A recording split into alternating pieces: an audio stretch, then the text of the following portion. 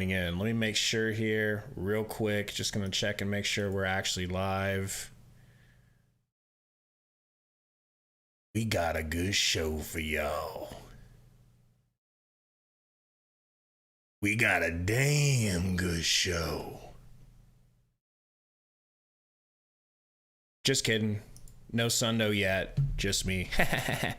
Anywho, what's up, Suns fans?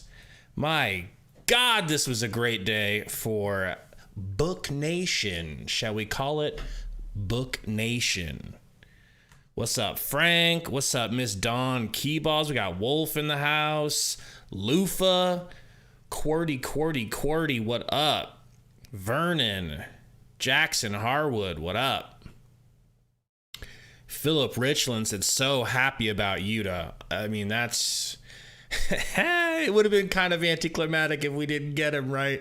We were talking all that trash like it was a done deal, like we were definitely going to get him. If we didn't get him, that would have been a super letdown. But damn, we got Yuta. Super exciting. Baby Malo in the house. Be Calm C clearly re-up that membership. Thank you for becoming a horseman. We appreciate you, man. Thank you, everybody who's already here hanging out. We got the Real Suns fan. Wanted me to wait for Sundo. I agree. I'm trying, but he called me. He said, just go ahead, start it up. I'll be there soon. So he said 10 minutes. That was 7 minutes ago. So we'll see in 3 minutes if he was, being accurate. SB in the house. Ivan, what up? Joban in the house. Caius.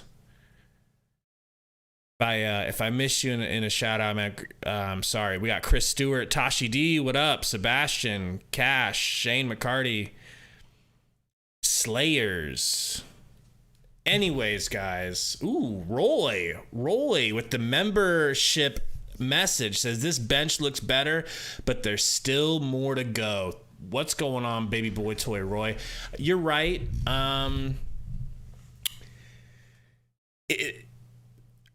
Yesterday compared to today, don't you guys feel like a huge weight has just been lifted off your shoulders? I mean, they kept saying it.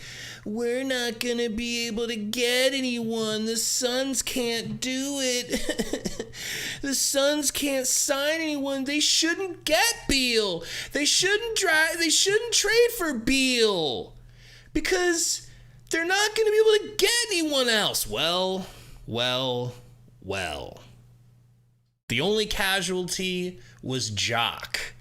But we signed another former Spur who, for the most part, I'd say he's probably about equal to Jock. I would have been fine just keeping Jock. But I do like Do Eubanks. Do Eubanks has, and I call him Do because when he's with the Blazers, they had a misprint where, like, the graphic on screen for him said Do Eubanks, D-E-W. But I like Do You. I just felt like we could have been loyal to Jock, seeing as how Jock really showed up in the playoffs when we needed him most.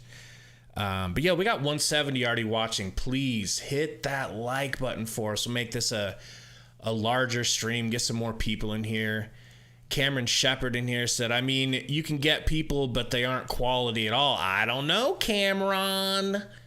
I see some quality. Yuta, quality. Bates-Diop, quality. Metu, quality. So, hey, we re-signed D. Lee. We re-signed Okogie. Me and Sundo are obviously going to be breaking down all of those things and more.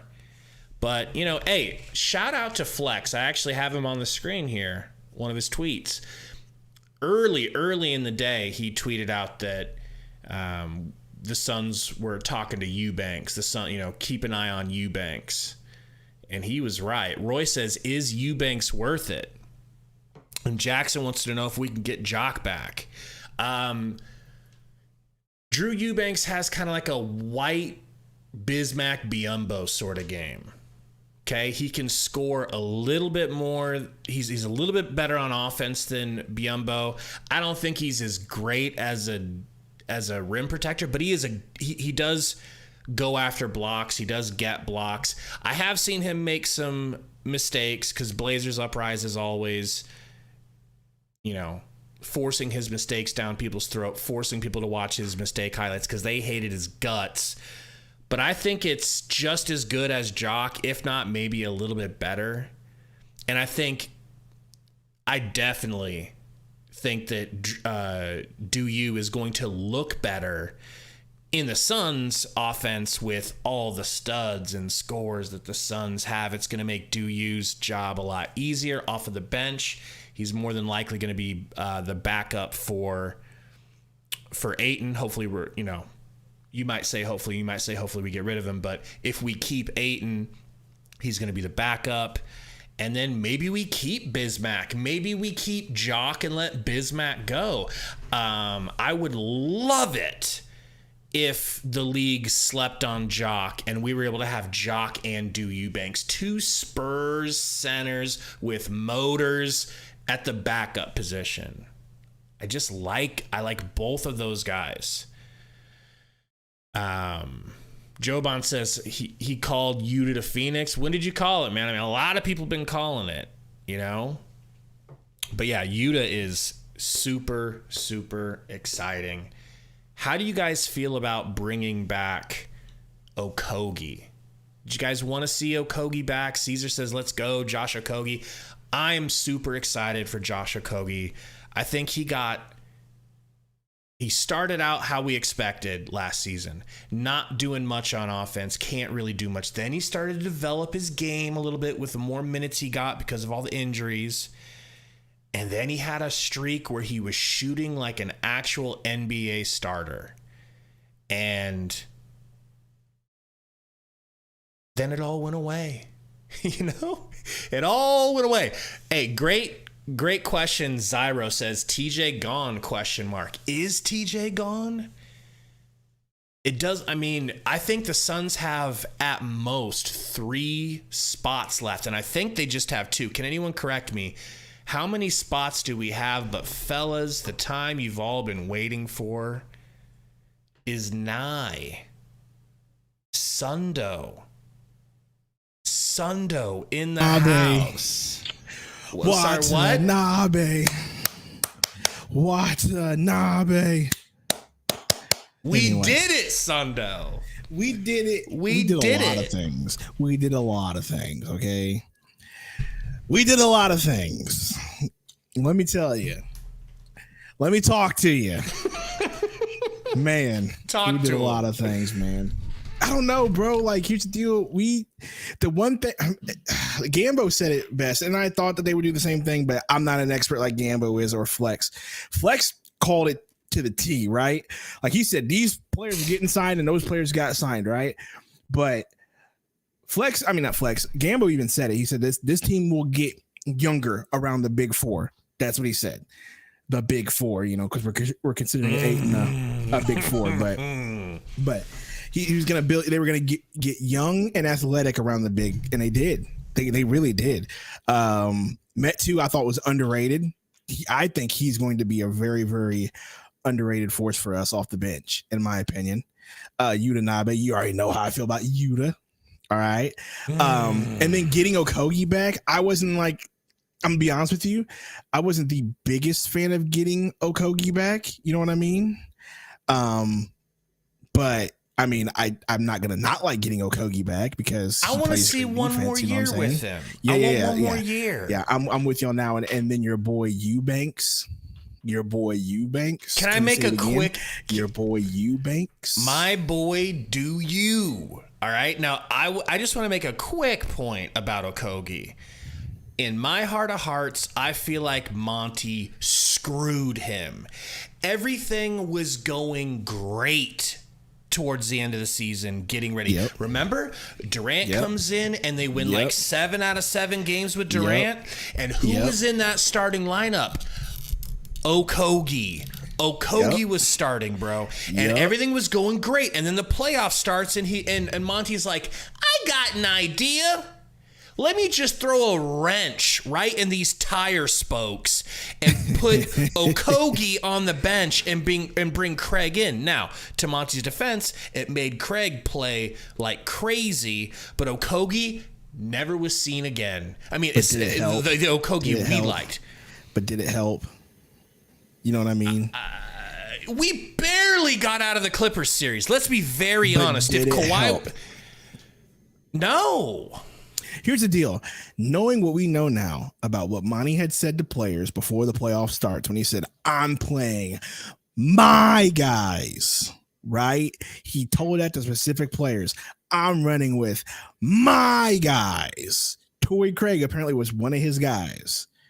Landry Shamet, one of his guys. So you look at who's returning minus Campaign, because Campaign was already under contract. D. Lee, who did he freeze? D. Lee. Who did he freeze? Okogie. Who did he sort of freeze? Maybach Music. Right? So the players that are on this team from last year, they're still here, I think are here for a reason. And I think we're going to see a lot more from them. I just pulled up the updated roster, Gabe.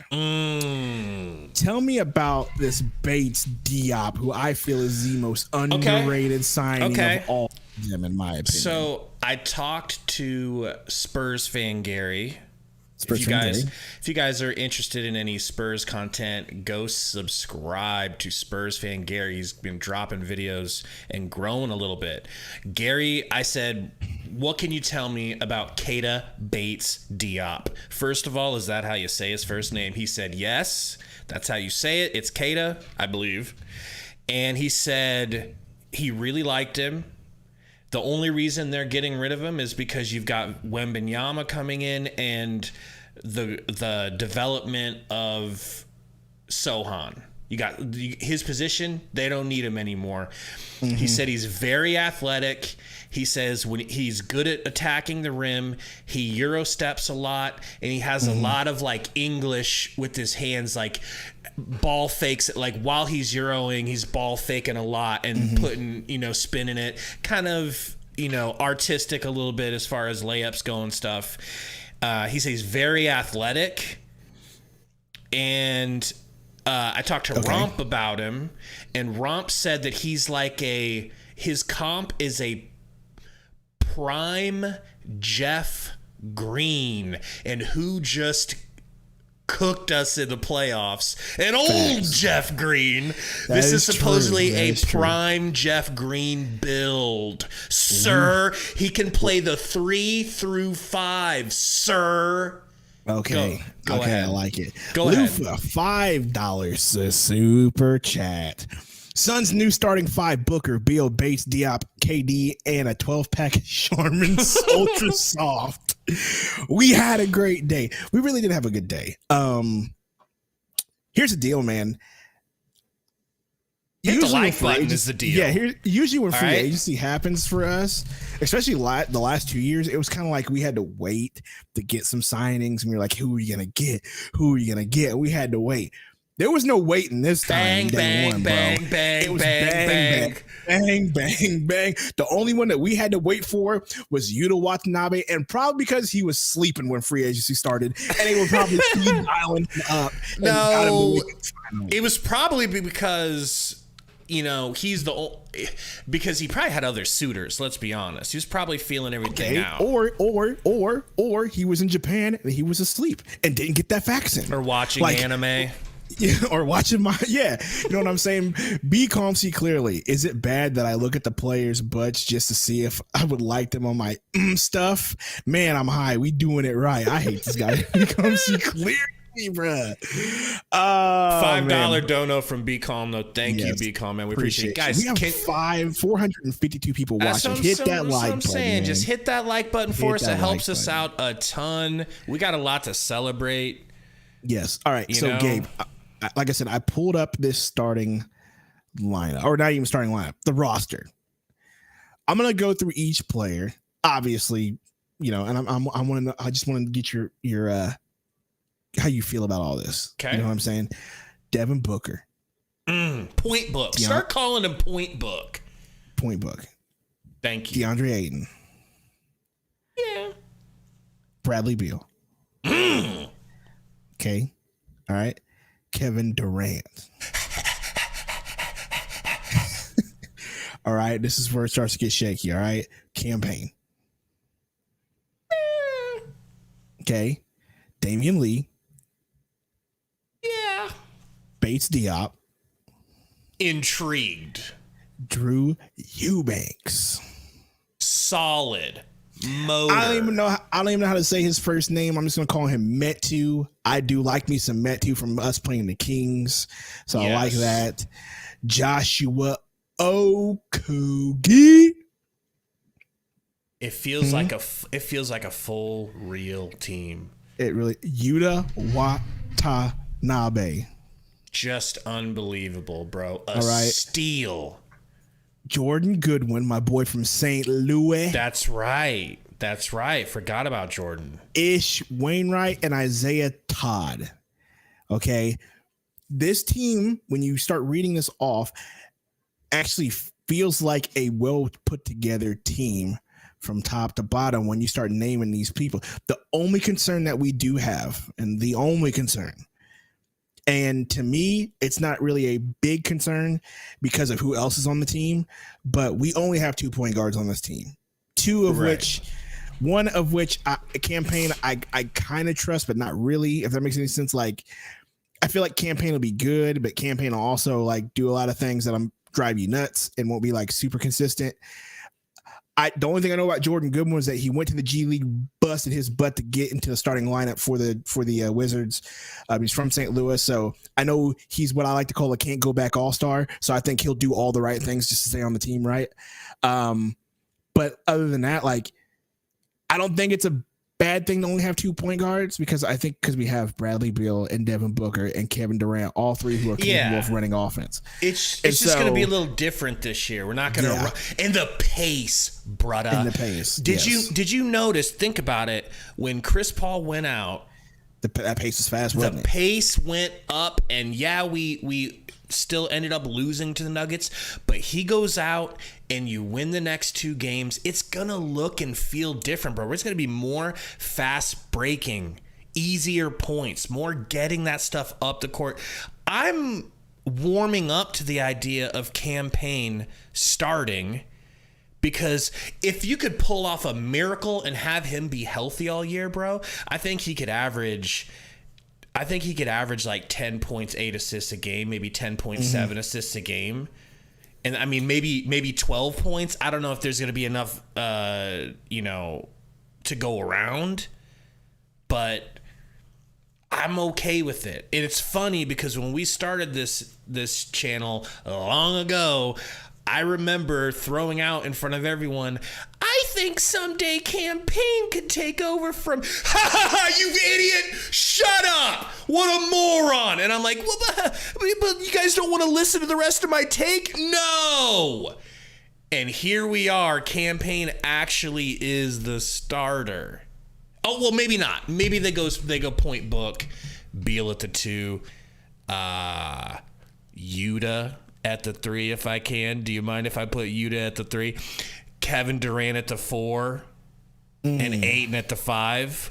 Woof! Okay? Now that's a lineup. That's a spicy lineup. It is a spicy lineup. So I'm just looking up the ads. Let's start with Bates-Diop. I know you probably have already discussed this, but I want to start with Bates-Diop because that seems to be the one that everybody's saying that's the most underrated one that we've gotten. Me and you clamor for Yuta, but Bates-Diop seems to be the one overwhelmingly from people that we know, overwhelmingly on Twitter. When I look, people kept saying that's a good get.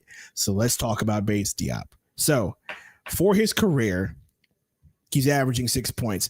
Everybody said that last year seemed to be like his quote unquote breakout season where he did the most. He averaged 9.7 points. Let's go ahead and round it up to 10.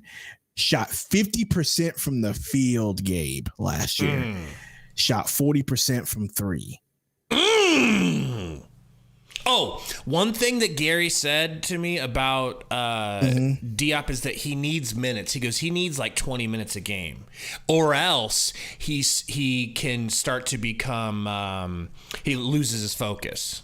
Well, I think that he'll get plenty of minutes. 6'8", 230 pounds. I also seen there's also a theme here with what we picked up, bro. We got bigger. We picked up a lot of 6'8", 200 plus long defenders. Like, we seem to be going the whole Toronto Raptors and the Orlando Magic route, where we just want dudes that are long and athletic and can get in your face and keep bumping and bumping and bumping. I'm not gonna say banging like your boy Charles Barkley, right?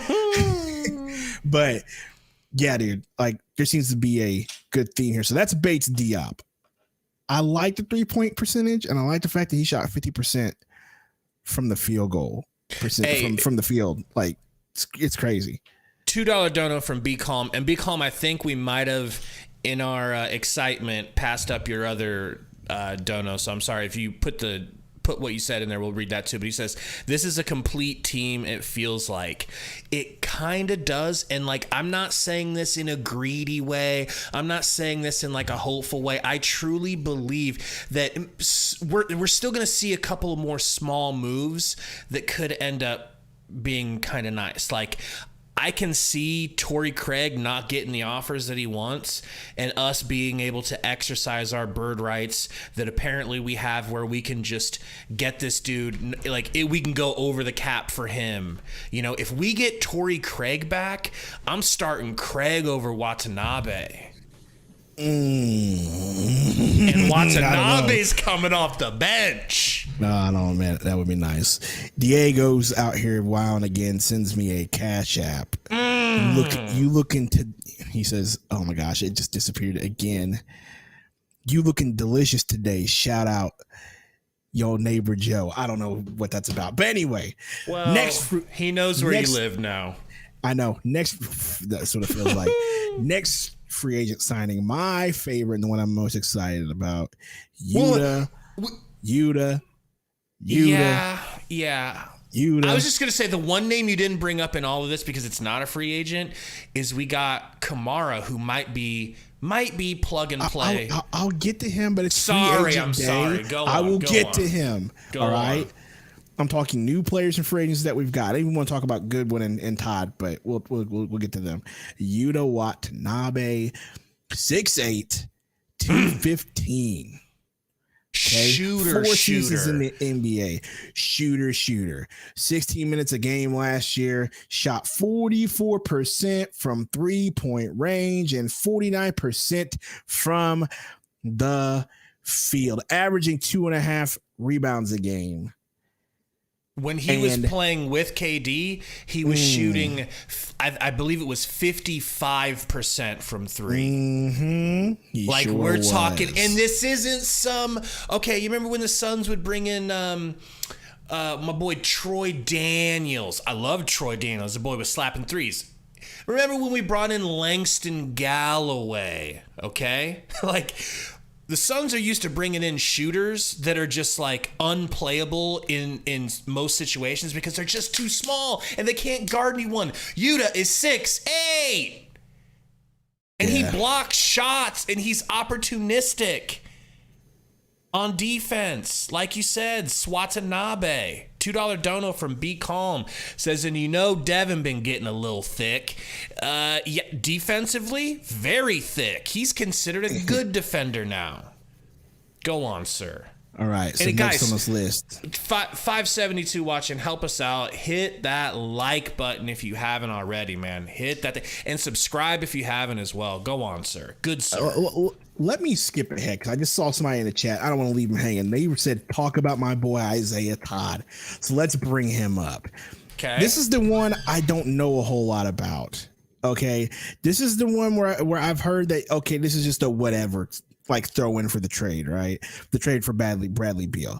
Like, from what I understand, Bradley Beal. This is the one where everybody's like, oh, whatever, just a throwaway or just a throw into the trade. So I don't know much about him, but what I do know is that the measurables, he's 6'10", Gabe, plays the power forward. He's 220. I don't know much about his defense. His percentages are not good looking at them. Right. I mean, he looks to me to be a raw talent. He looks like for a guy his size, he can do some things a guy his size shouldn't necessarily be able to do, but hasn't been able to put that to use against NBA competition. Yeah. I'm looking here. I mean, kind of sounds like Baisley. 50% from the I was going to exactly say that. We cut a Baisley for a reason, probably because we have this guy right here. He's 21 years old, Gabe, so he's still young, right? Still super young, 21 years old. So I once again, this is a development piece, and so keep him on the squad, see what happens. Next, your boy, and how do you pronounce his name? His first name? Shemise. I don't even know how. Let me see. How do you pronounce that man's name? Somebody in the chat, tell me. I think it's Chimezi. Chimezi. That makes sense. I thought it was Chimezi Metu. There you go. Chimezi that makes perfect sense. How do you feel about this one? Let me ask you. Sleeper. I like if we're sitting here getting excited about Bates-Diop, I think we should probably be just as excited about Chimize. We'd call him Chorizo. Is that racist? Chorizo? Kind of. I think we could I like this for the athleticism. I like this for just having another long defender. I like this because he can play the 4 or the 5, and since it seems like the way this team has been built and constructed so far, we have we're very versatile as far as how we can defend, like who they picked. There's, like I said, once again, I bring it back up. There's a lot of 6'9", a lot of 6'8", a lot of 6'7" that just came into here, and a lot of long defenders. So I feel like they're trying to get versatile of who we can guard, what lineups you can put in. Metu can play the 4 or the 5. You can, if they go small ball, he can play small ball 5. You know what I mean? If they go bigger, he can also guard the 4 there. So I just feel like getting him was just, you get someone who's athletic, you get someone who can move a little bit, you get someone who's going to play good defense. I mean, he only averaged 5 points last year, 3 rebounds last year. He only played like 10 minutes a game though. Shot 50%, 58% from the field. So efficient. And I mean, his career numbers show that, minus one bad year, his rookie season, it's been 57, 50, 45, and 58%. Damn. So obviously he's putting the ball in the bucket whenever he gets a shot. So the Suns aren't going to be able to have depth. They're not going to have any depth. It's like, and I understand people saying that and preying on the Suns' downfall, Black Noir and whatnot. But like that's going to happen. But the truth has always been that the teams who are front loaded with talent, they get people for cheaper because it's an opportunity to win. It's like it'd be like this. Sundo, we got this big Hollywood movie, okay? Brad Pitt's in it, all right? Leo's gonna be there, and we want you to work with him, Sundo. But Sundo, you're not. We can't. We literally. We'll show you our books. We are prohibited from paying you a lot, but we want to put you in a role right next to Leo and Brad Pitt. And you're like, well, I don't want to come be in that movie because it doesn't pay much. Bitch, you're gonna be famous. You're gonna be on TV every night. You're gonna get to show people in the playoffs that you can provide, winning skills on a winning team. And then the next season, you're rich.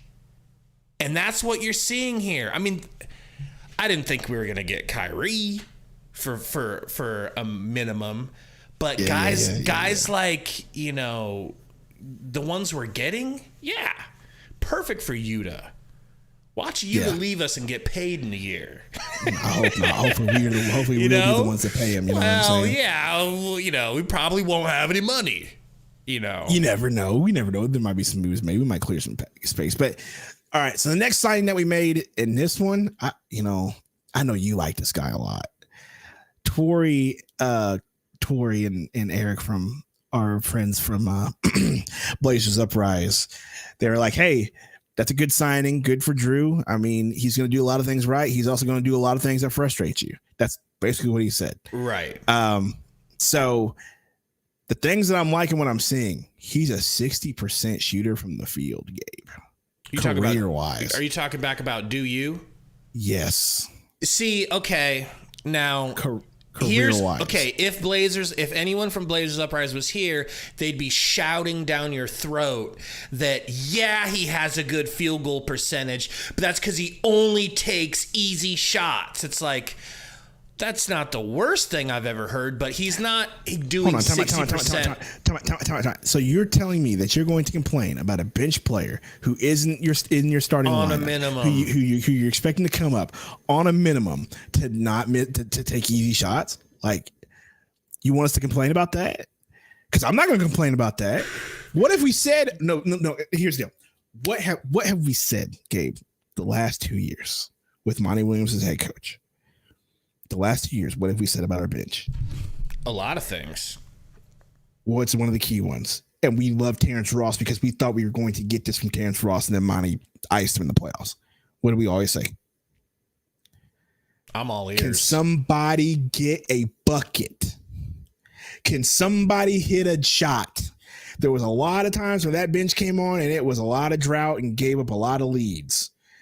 So if you can find me somebody who can get the right spot and hit an easy open shot, I'll take it. But it's I'll not take like it at this point. Getting a bucket is different than getting a free bucket, right? They weren't even getting the free buckets. That's true. That's my point. They weren't even getting free buckets last year, Gabe. Last 2 years. Wait till you see this white boy posterize somebody. You're going to be like, I'm here what? for it. I'm here for it. But my point is, if that's the biggest complaint you have about him, don't care. I'll take it. Because last year, we didn't have it. We really didn't. Busy wasn't getting buckets like that. Jock wasn't getting buckets like that. He is a little bit of an upgrade scoring over those two. Exactly. And here's the only one who was getting buckets like that after he got bought out was Terrence Ross, and then he got benched in the playoffs. So yeah, I'll take it. I'll take an easy bucket getter as long as he hits the open shot. Fine. Like, if that's your biggest complaint about him, don't care. I'll take it. You know what I mean? Especially with what we have. We have plenty of bucket getters on this team. We have a Booker. We have a Beal. We have freaking KD. And if Ayton plays up to snuff, then you have Ayton. All right. So, we're fine. We're fine in that situation. We just need dudes off the bench to do the right things and hit buckets and hit open threes when we need them to. Simple as that. And we got that. Do you understand that if Vogel fixes Ayton, what this team could look like? I need you to define me, and people in the chat define me, which I know y'all, there's a lot of Ayton haters in the chat because y'all are just sick of him because he's charming and soft, and y'all are really upset, and rightfully so. He did play like dog water last year in the last year and a half or so. But what do you consider fixing? Here's what I consider fixing Ayton, and first let me say that Ayton playing like dog water equated to 18 and 10. He averaged 18 and 10 last season, and it was dog water compared to what we know he can do. So if Vogel can just get Ayton's mind right, help Ayton to not feel left out and to be involved in the offense, and get him back to being more of, obviously we say this a lot and it's joking, but testosterone Ayton instead of DeAndre estrogen. If he can bring the testosterone out of Ayton, I think he could average 20 and 12. And that's just 2 more points and 2 more rebounds per game. And if you're getting 20 and 12 from your center on a nightly basis, while Beal is out there getting what he wants, and Booker's unstoppable, and KD is KD, and you're bringing in shooters like Yuta and D. Lee. I mean, you might not be able to play D. Lee or Yuta so much in the playoffs, but we'll find that out later. Mm-hmm. Just get him a couple of points more a game, and engaged physically, get his motor right. And don't leave him hanging in the second half, right? Exactly. B Comcy clearly says, $5 super chat, by the way.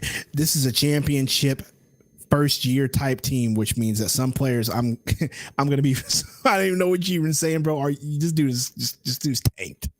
This dude is tanked. It's like I'm trying to read this, but it's not making sense. I know it's not making sense. I know he's gone, bro. This is a championship first year type team, which means that some players I'm going to be famous. So that means first year, who will be the other key? I know. I get what you're saying. There's going to be a lot of dudes on this team that are going to be playing on a championship team, which means, they're going to be the first year. They're actually going to be on like a really good team, basically, is what he's trying to say. Gotcha. Yeah, something like that. I got you. Okay, so back to Ayton.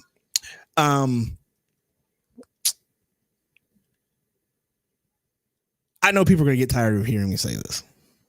There's a lot of people that think he's soft, and I'm one of them that thinks that he played soft.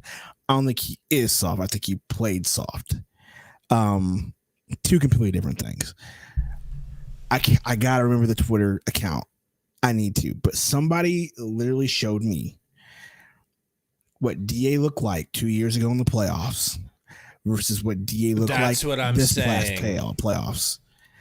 And he was a machine. They looked like two completely different players.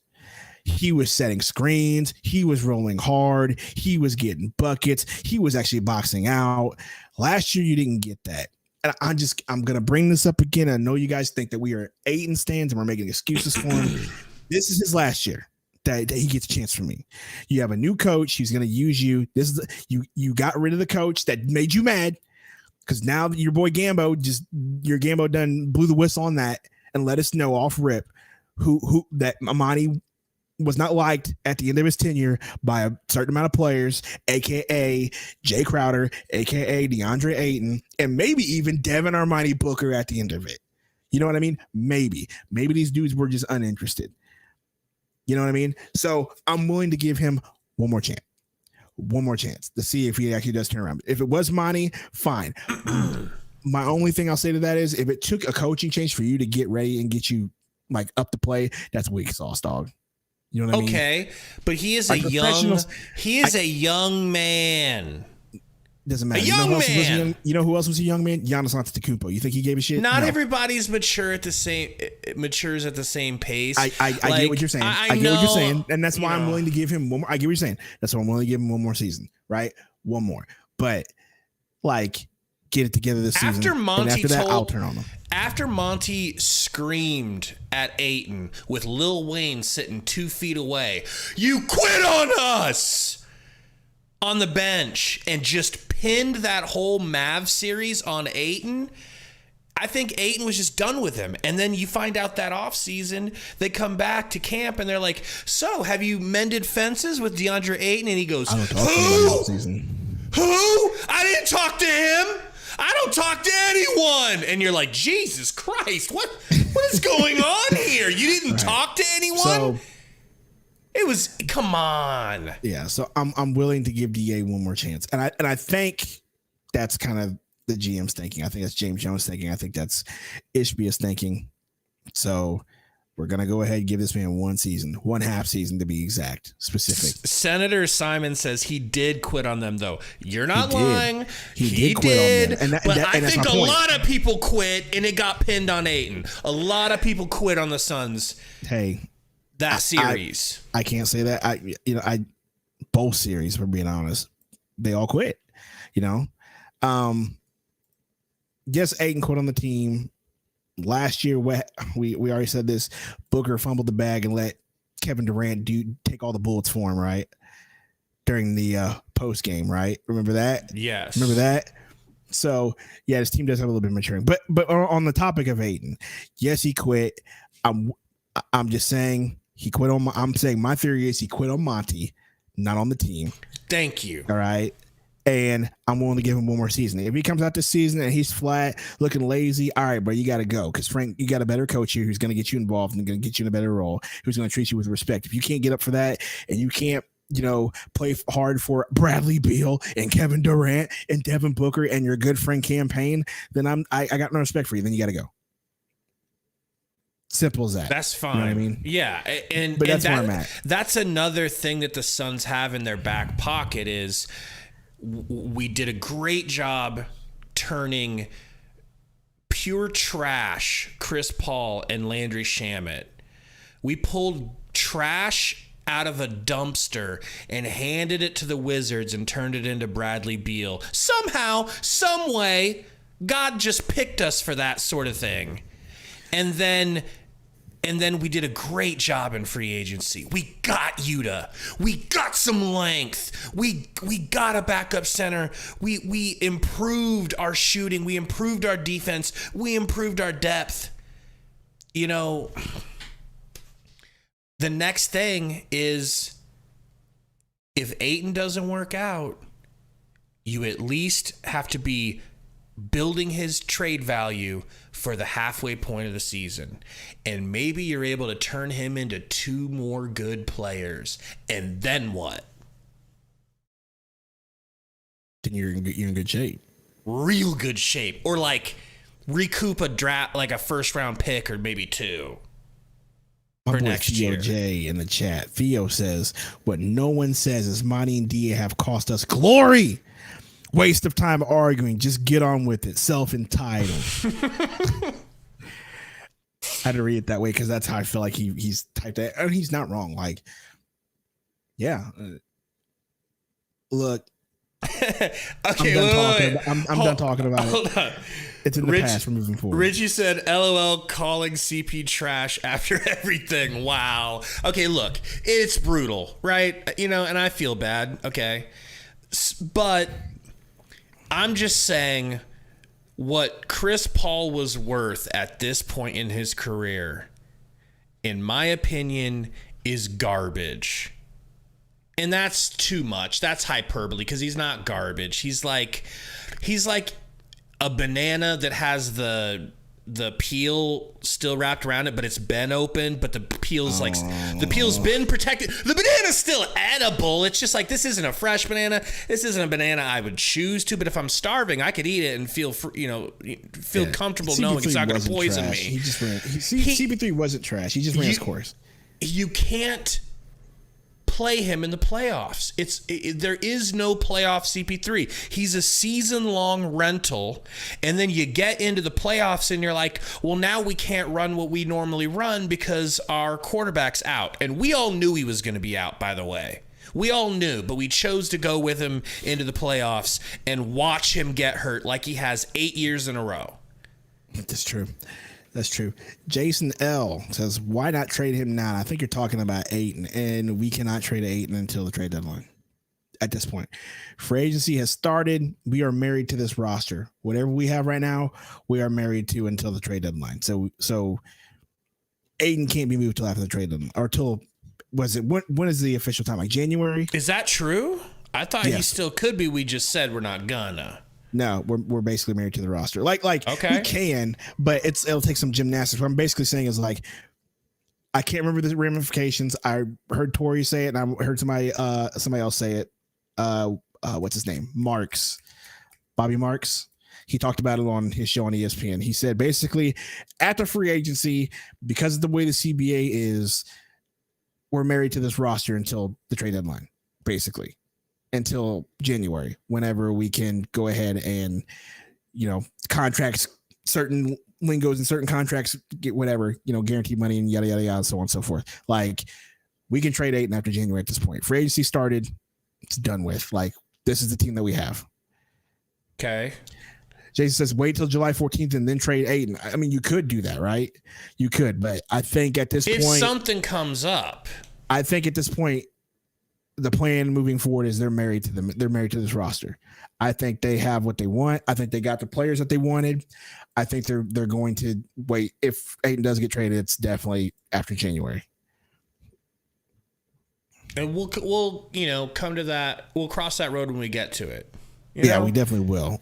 So like I said, we'll just have to wait. But in the meantime, I am super excited to see what Vogel and Ayton look like fresh out of camp. I can't wait.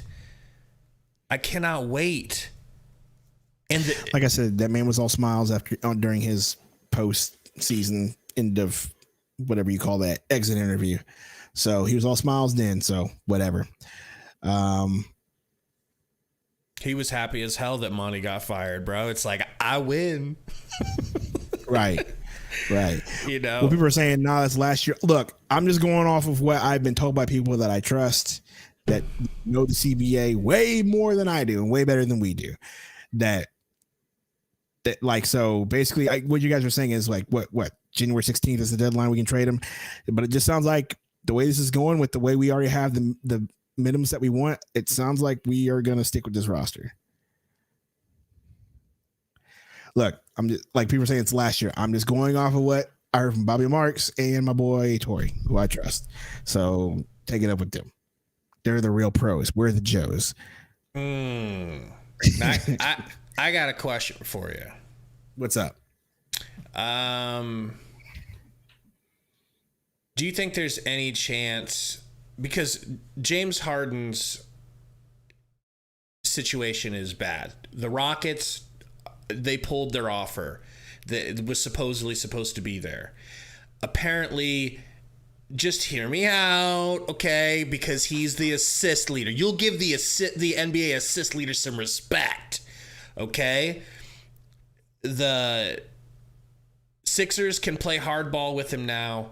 Let's just say James Harden is like, you know what?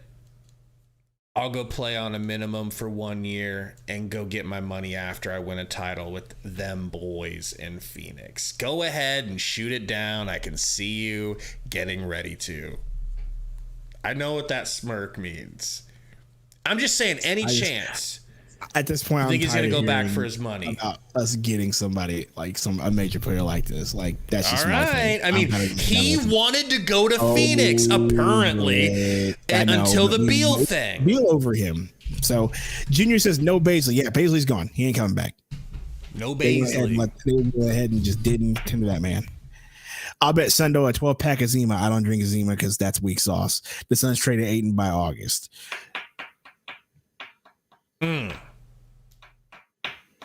All right, you can make that bet. Make that bet. I don't know your address. We're not friends.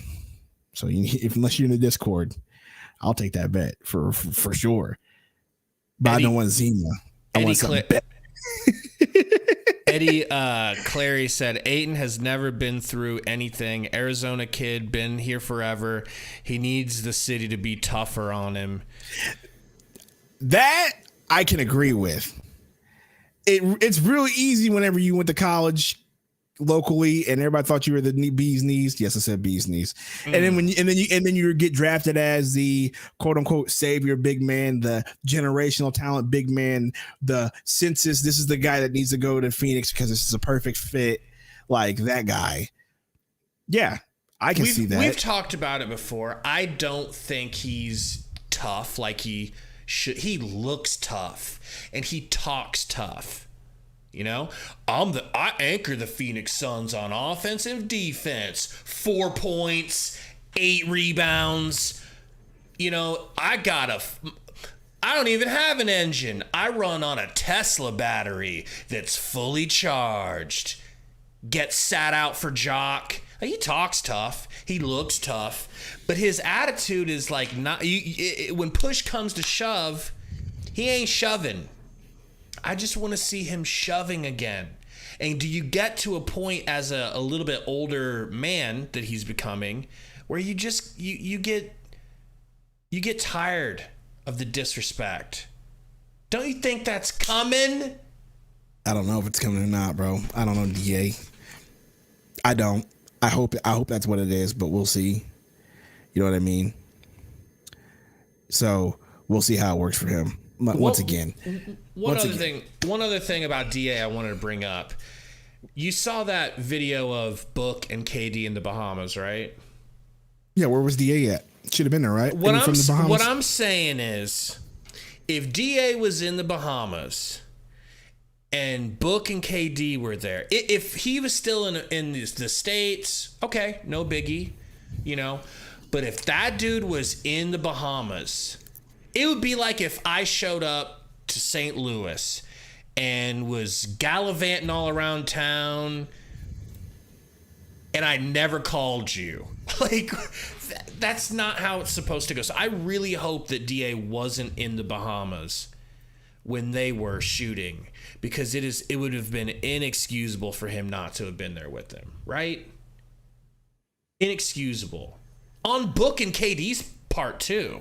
It's like, you guys want to win a title, but you're not willing to put your arm around this young guy and try to help him along in his journey.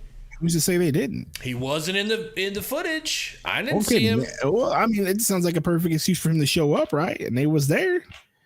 So who's to say that they didn't say, "Hey, bro, we're working out. You want to come through?" And he was like, "Nah, bro, I got some Call of Duty to play before they shut down Warzone." No, I won't accept that. That will be an issue. Maybe that's what he did. I don't know. Well, but once again, we're all speculating. We'll see what happens. This is the squad that we have so far. This is what's being presented to us. Deandre Ayton's on the team. That's it. All right. Until further notice. Until I say January. But people like to say that I'm a liar. I'm just going off my info that I got. So anyway, Gabe. I'm reading this tweet about Yuta real quick. 6'8" Yuta shot 51.4% from the corner this season. 8th highest percentage in the NBA. And I'm just thinking about him in the corner where Okogie used to be. Knocking down threes. Let's just say, do you understand what that's going to do for the offense? Like, it's one thing to have a triple threat of Booker, Beal, KD, but it's a whole nother thing to have someone standing in the corner that you cannot let stay open. You can't, or he will bury you. It's literally just as much of an issue not leaving him open, because a 3 is worse than the mid-range 2 you're going to be giving up from Booker and KD and Beal. I'm open. The offense is going to be open. I don't think people realize how good this offense can be. I mean, it's going to be better than last year's with these two, and they were like breaking records last season as a duo. Think about the trio and think about Yuta in the corner. Oh my God. Is that our starting 5? Is Yuta in the starting 5? Is that what we're doing? That's a great question. That's a great question. That's a really good question, because I'm going through it. You're going to start DA. You're starting Booker. You're starting Beal. You're starting KD. Right? So then it is, do you let Campaign be the starting point guard?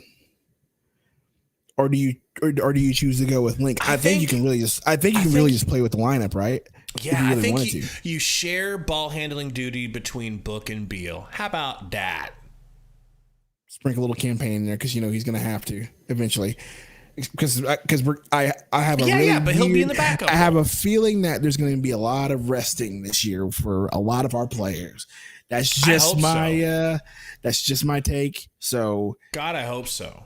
So there are going to be a lot more players playing during the regular season. We're going to see a lot more Campaign and these other guys too. Demetrius Lee in the chat with a very high IQ question says, "Where's the defense?" Great question. Very, very important question. What I would say to that is, Booker has gotten better. Deandre Ayton is a good defender when he's engaged. You brought back Okogie. That's a decent defender. Watanabe is a decent defender.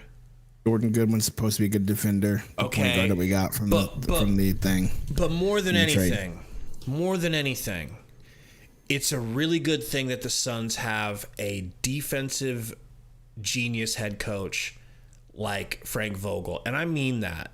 His teams, if you look at the stats for his teams on defense, always top half, if not top 10, if not top 2 defense in the NBA. So maybe we won't have the greatest defenders out there, but at least I believe if he puts an imprint on the team, it's going to be that we're going to play good, smart defense. What do you think? Well, Demetrius, to answer your question about the defense and you as well, like I said it a while back when I was going through each of these new free agent signings, right? Like there's an archetype that they definitely signed this offseason. They signed Okogie. He's going to be your guard defender. He's going to be your quick defender.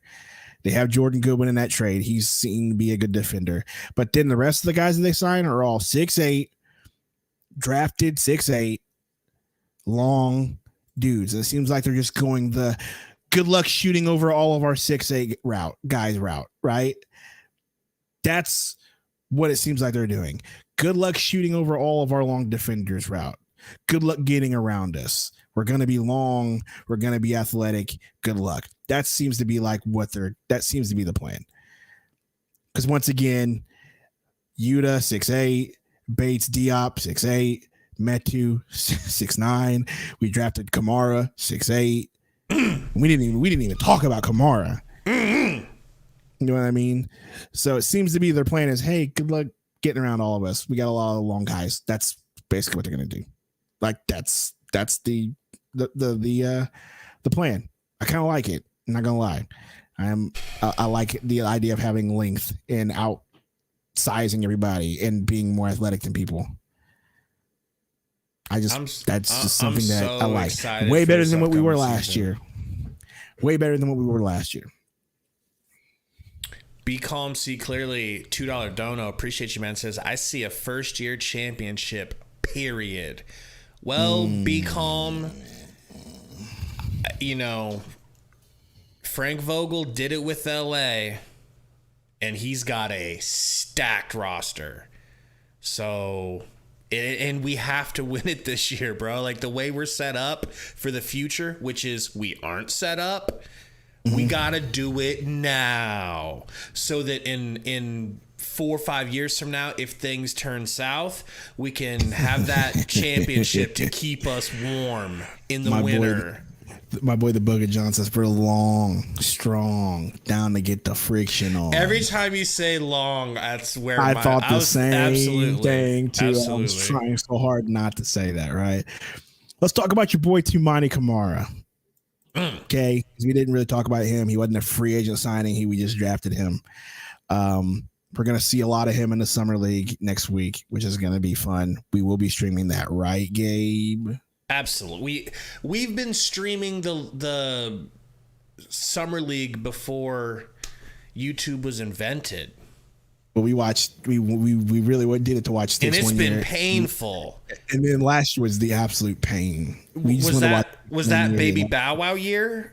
Baby Bow Wow. I thought 2 seasons ago was Baby Bow Wow. That was the Baby Bow Wow year with Sticks. But last year was just like a bunch of dudes we didn't even know, right? It was brutal. Bad. But we're going to be watching it this year for Toumani Camara. My favorite, who I have high hopes for, Trey Jemison. Isaiah Todd's going to be there. Jordan Goodwin's going to be there.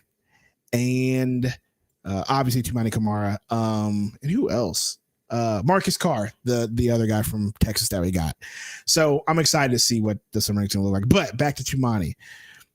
From your boy from Brussels, Belgium. Right? 6'8". Came to America at the ripe young age of 16. 6'8", 220. Now he's what, 22, 23? Yeah, 23.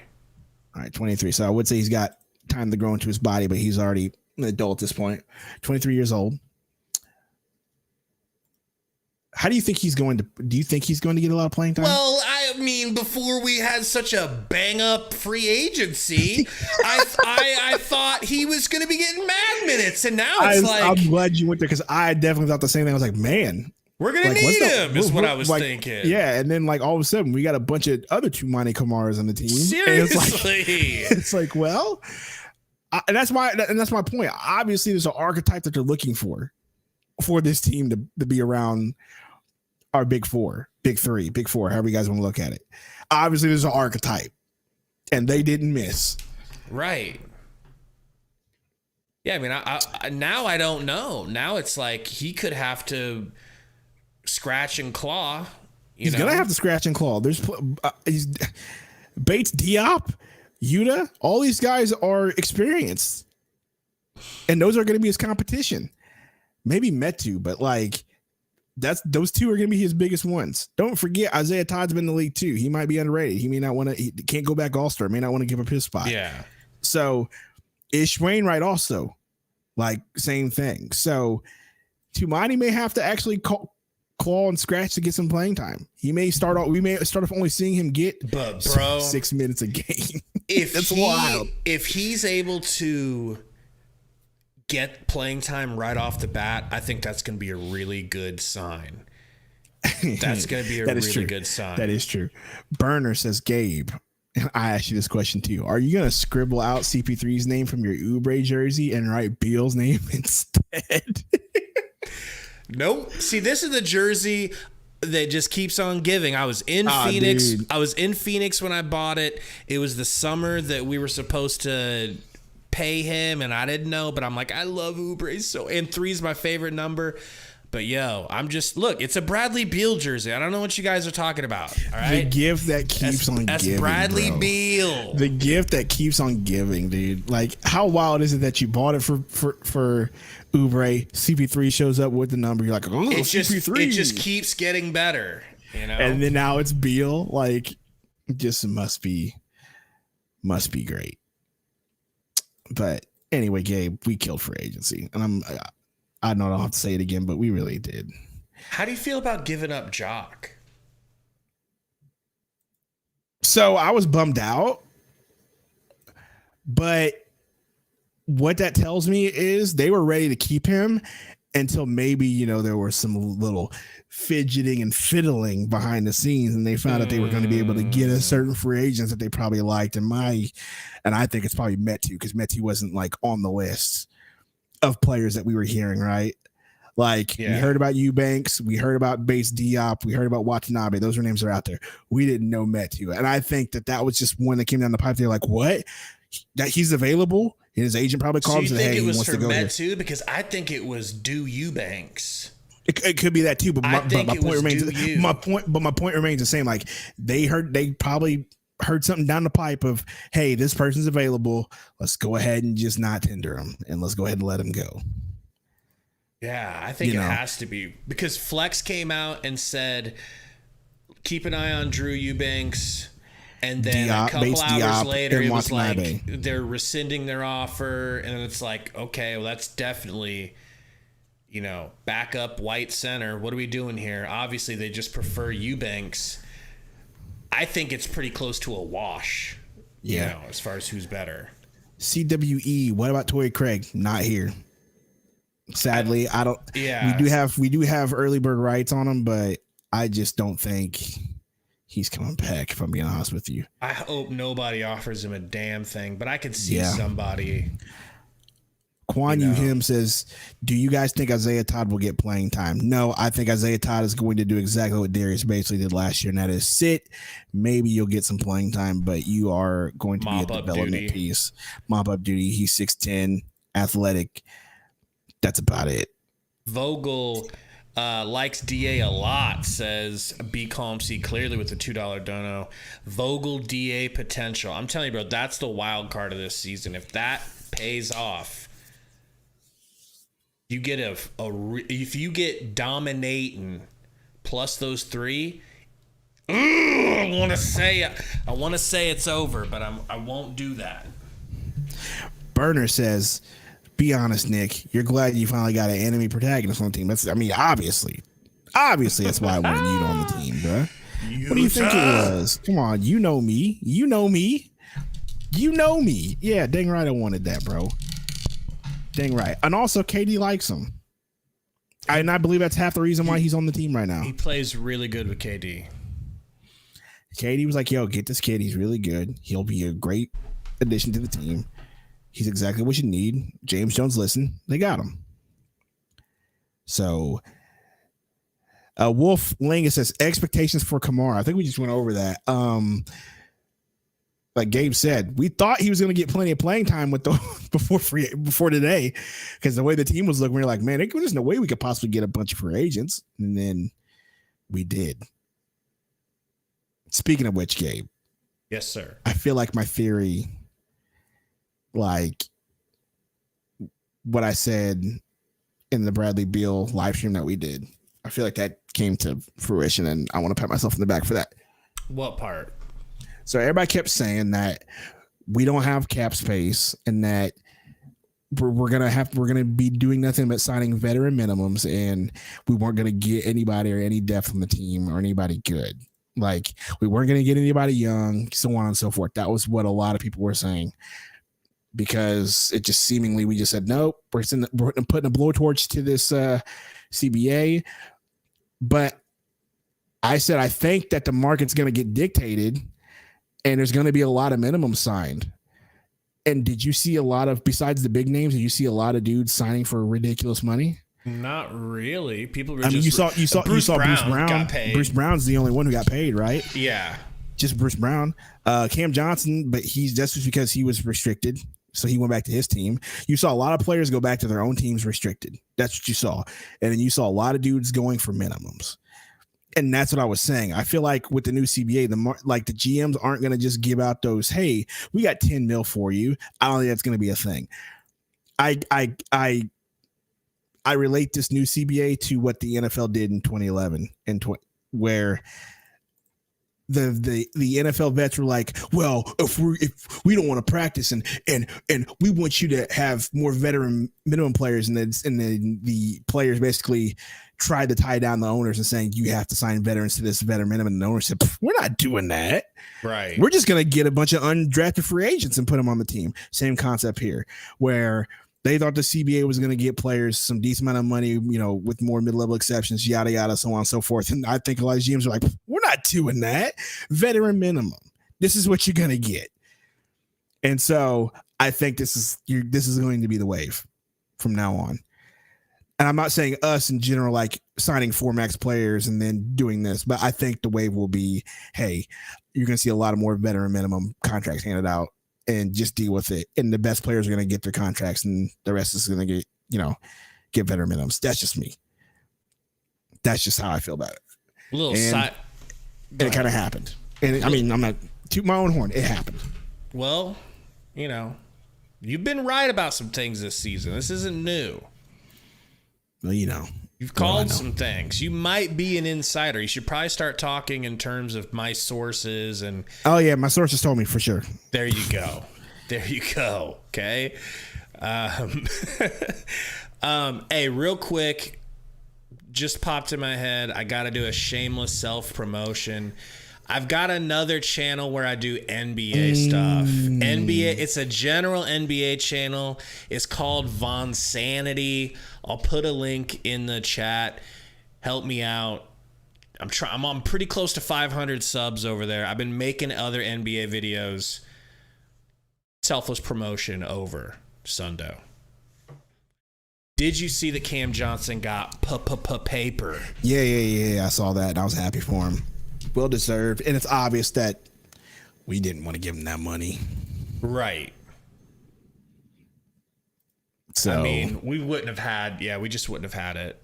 Well, I mean, we could have had it had we not traded him. I'm happy for him. It just means way less likely that he's coming back in the future. Oh, neither one of them are coming back. They're gonna be Nets for life. I'm not ready to hear those words. And you know what we're gonna do? I'm not for life, but they're gonna be Nets for the next 4 years.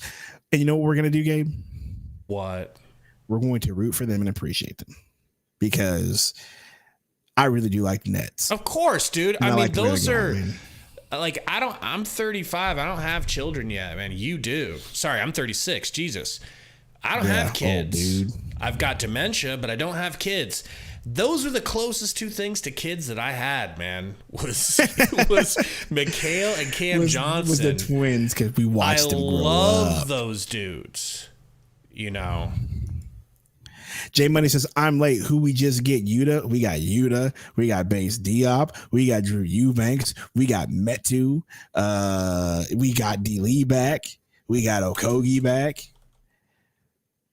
We did a lot of things. And then we got certain haters in the chat saying that we didn't get a bench, and it's quite hilarious. Keep it up. Love you guys. Would you have rather, instead of getting Drew Eubanks and let's say because we're happy with Yuta, so there's no question there. But Drew Eubanks and Metu, would you have rather just kept Jock and Craig? Because, dude, like I'm gonna be excited for Eubanks. I am happy, but I'm not like yes, because Jock really showed out in the playoffs. He stepped up with the motor and like manhood that I would have hoped. He said menopause, Gabe.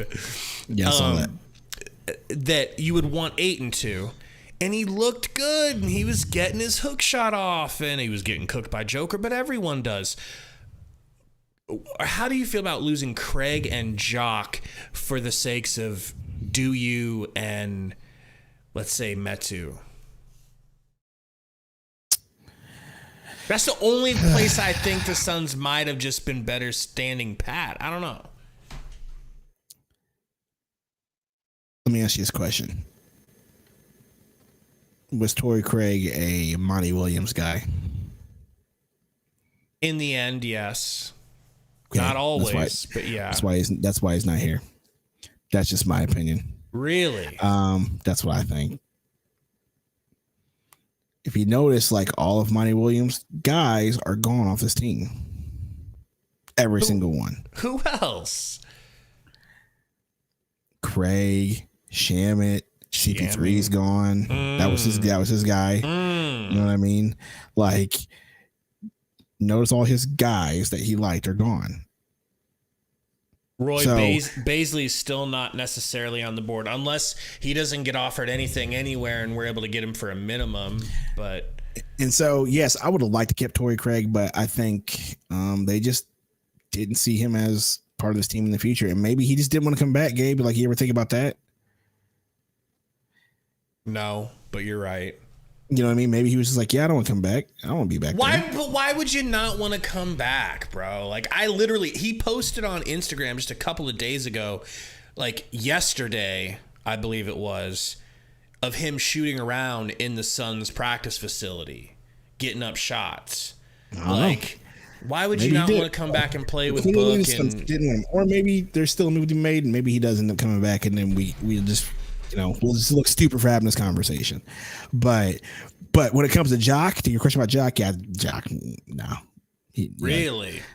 Like, I love Jock. I thought Jock, looked really good toward the end of those series because obviously he played better than Ayton, which is a travesty in itself.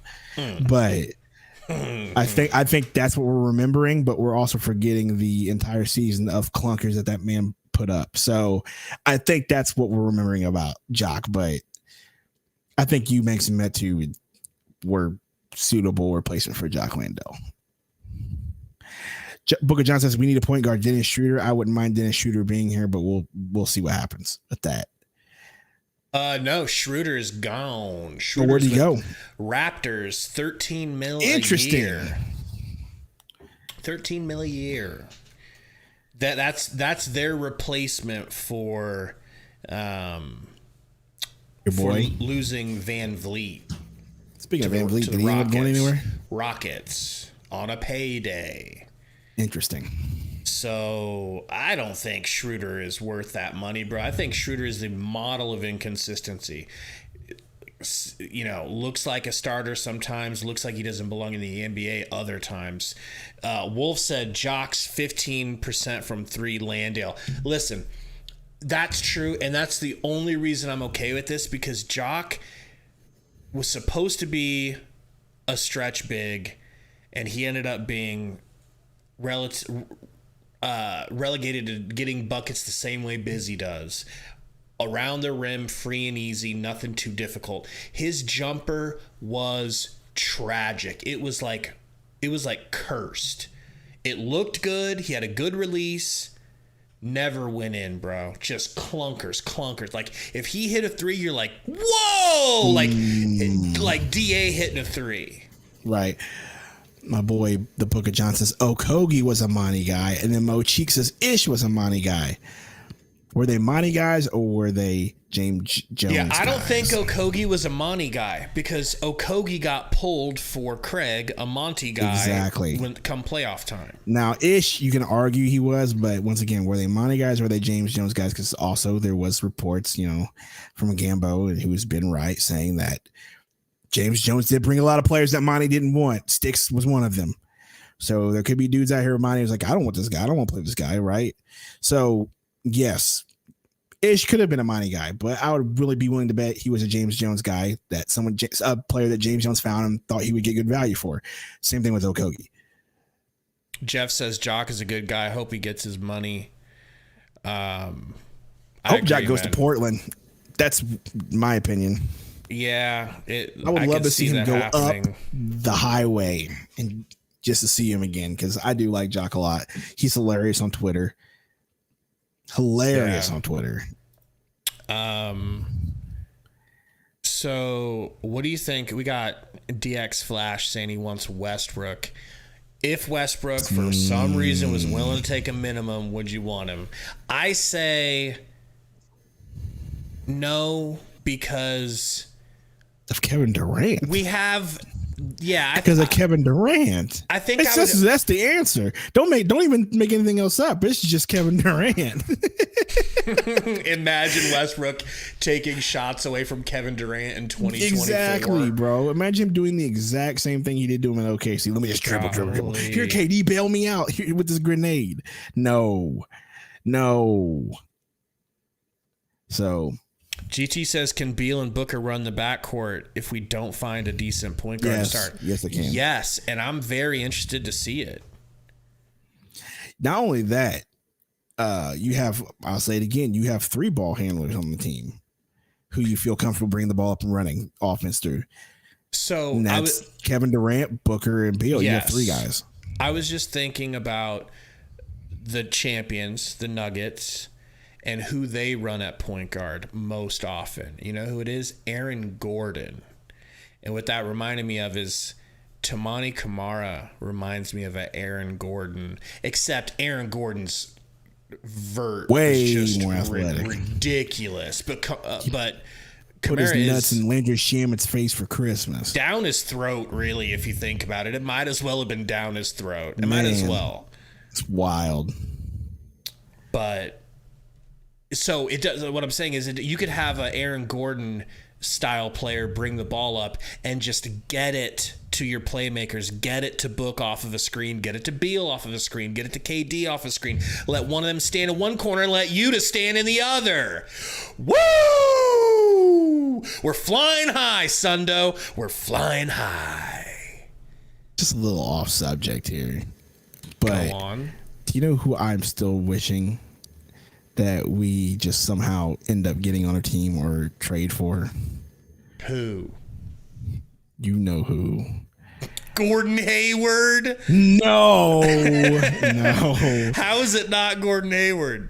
Colin Castleton. I thought you were going to say Colin Kaepernick. Castleton. Don't you think the Lakers are going to keep him? Yeah, they're going to keep him. I'm just saying I wish there was some way we could just snipe him, bro. I think he would be the perfect big man to develop on this team, bro. You got to let that white boy go. I do have to. You've got Drew Eubanks to focus on now. My eyes just told me that he was just going to be different. What if he's trash? That would be so funny. Hey, if he's trash, but it doesn't seem like it. But that'll be the first player that I've said, "Hey, Gabe, I really like this player," and it has been absolutely trash. That's true. Zyro says we should sign Goran Dragic. Oh, don't bring this nigga up. Come on. Listen, I'm with Goran Dragic. I've been going through it these years. No. I always get mad about him because he always says no to us. No. But I truly, if I was on a lie detector test, no. If you gave me that truth serum that they gave the older kids in Stranger Things, the Russians in the bunker, I would be like, I really just want Goran back. No. I want him back. hear me out. No. Is he washed? Yes, but that's a veteran. No. That's a veteran. That's a vet point guard. No. Does anyone else out there want Goran Dragic? No. We screwed him. And you know how I feel about the white boys. We screwed him. We couldn't get anyone to come to the Suns. He was in his heyday. He was the best he'd ever been. And the only people that the Suns could get was Eric Bledsoe in his prime. So we bring Bledsoe in and we say, Goran, just be unselfish. It's going to work with Bledsoe. Just make it work, please. And he was like, I'll be a good soldier. And it was working. They were cooking together. And then the Suns were like, we got to get these boys some help.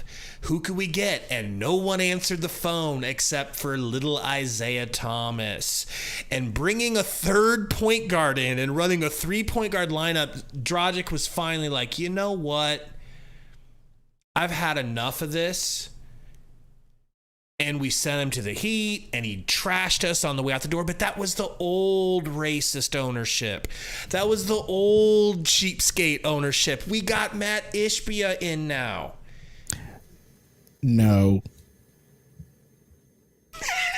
All that just for a no. No. Well. No, and no. No to Goran Dragic. Somebody else. I'd much rather have Carmelo Anthony on the team than Goran Dragic. That's just me. But regardless, no. That's a no. Black Noir says get D'Lo. Okay. Way too much money. Way too big of a headache. Dude thinks he's Kyrie Irving and isn't.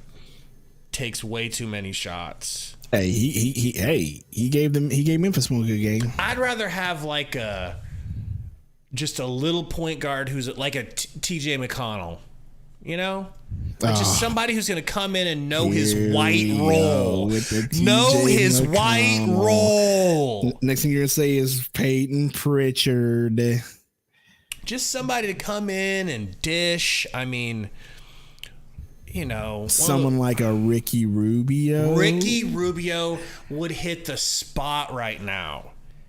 God, Ricky Rubio would be perfect in this offense if you could keep him healthy. But I don't think, I think he still deserves more money or is going to get more money than what we could possibly give him. Derrick Rose signed with the Grizzlies?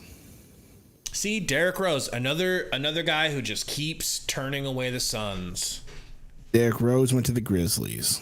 Okay. And Reggie Jackson, he re-signed with the Nuggets, even though they didn't even play him in the playoffs. Pistons trade from Monte Morris. I feel like that's somebody we could have maybe tried to get in our trade, but that didn't work out. Right. That would have been really good. Raptors signed Dennis Schroeder. Signs back with the Lakers. Mavericks got Seth Curry. Not Seth Curry. Yeah, Seth is gone.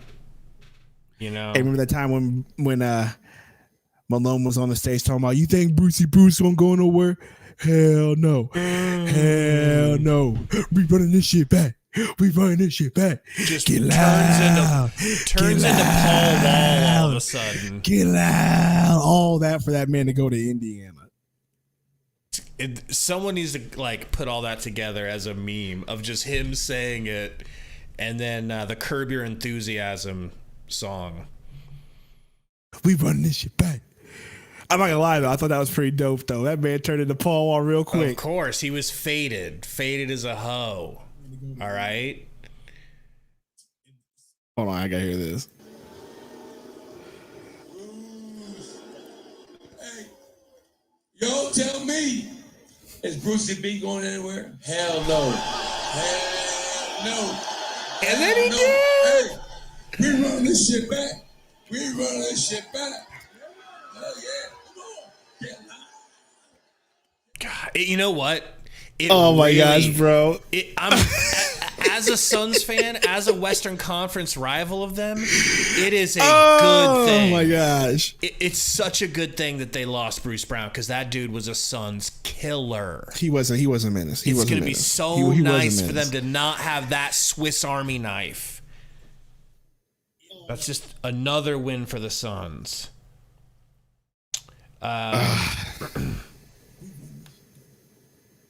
Got Andrew Wiggins' the Suns, way too much money. Okay, so Marcus Messiah says Pat Beverley better than Dragic. Let's have a short Patrick Beverley conversation. Okay? Let's keep this brief. Allow me to lay out what I want to say real quick. I recognize that Patrick Beverley would fit this team and it would be good, but this is my one time that I'm willingly being unreasonable and knowingly being unreasonable.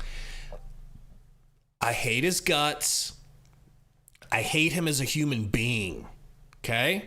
Mm-hmm. And I will never forgive him for leaping forward face first and headbutting Booker's beautiful light skin model, GQ model nose, and massacring my boy Booker.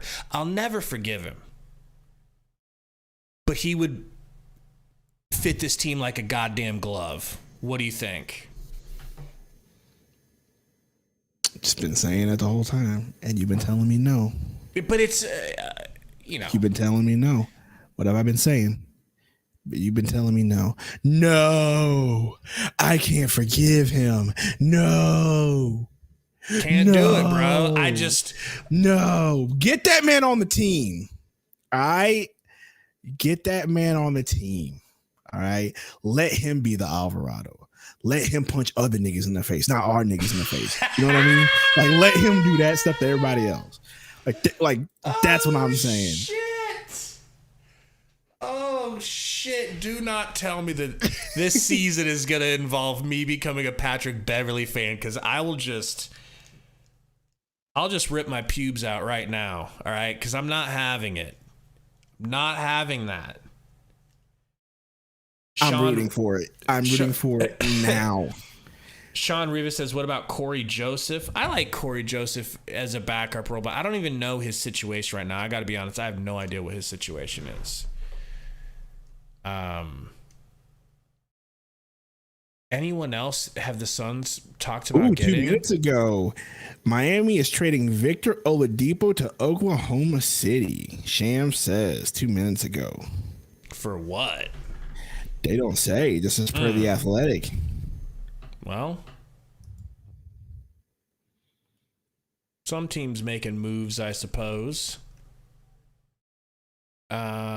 So Sham said around Devin Booker, Kevin Durant, and Bradley Beal, Suns recruit a big wing pickup, Watanabe.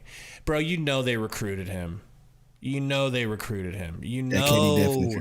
they got in his ear and was like, bro, worst case scenario, we get you paid. We might win you a title and get you paid, but we're going to get you paid. Mac Knoll, what's up, my guys? How's y'all FA going, free agency going? As a Blazers fan, I'm not really feeling it. Yeah, we know I watched Blazers Uprise during the entire first 2 hours of free agency, and let me tell you, it was not fun to watch, because they seem to be really sad because your GM doesn't seem to want to do anything or build your team or really help anybody out, and he seems to not know whatever he's doing.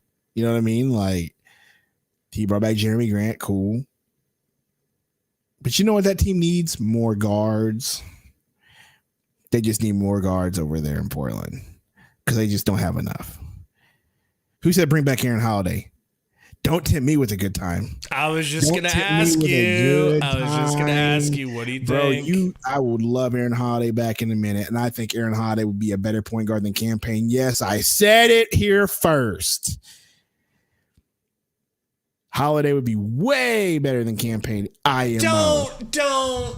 IMO. Don't do that. I am Because way better is a strong. Okay, not way better. He'd be a grade better. Okay, campaign would be a C. He'd be a C plus.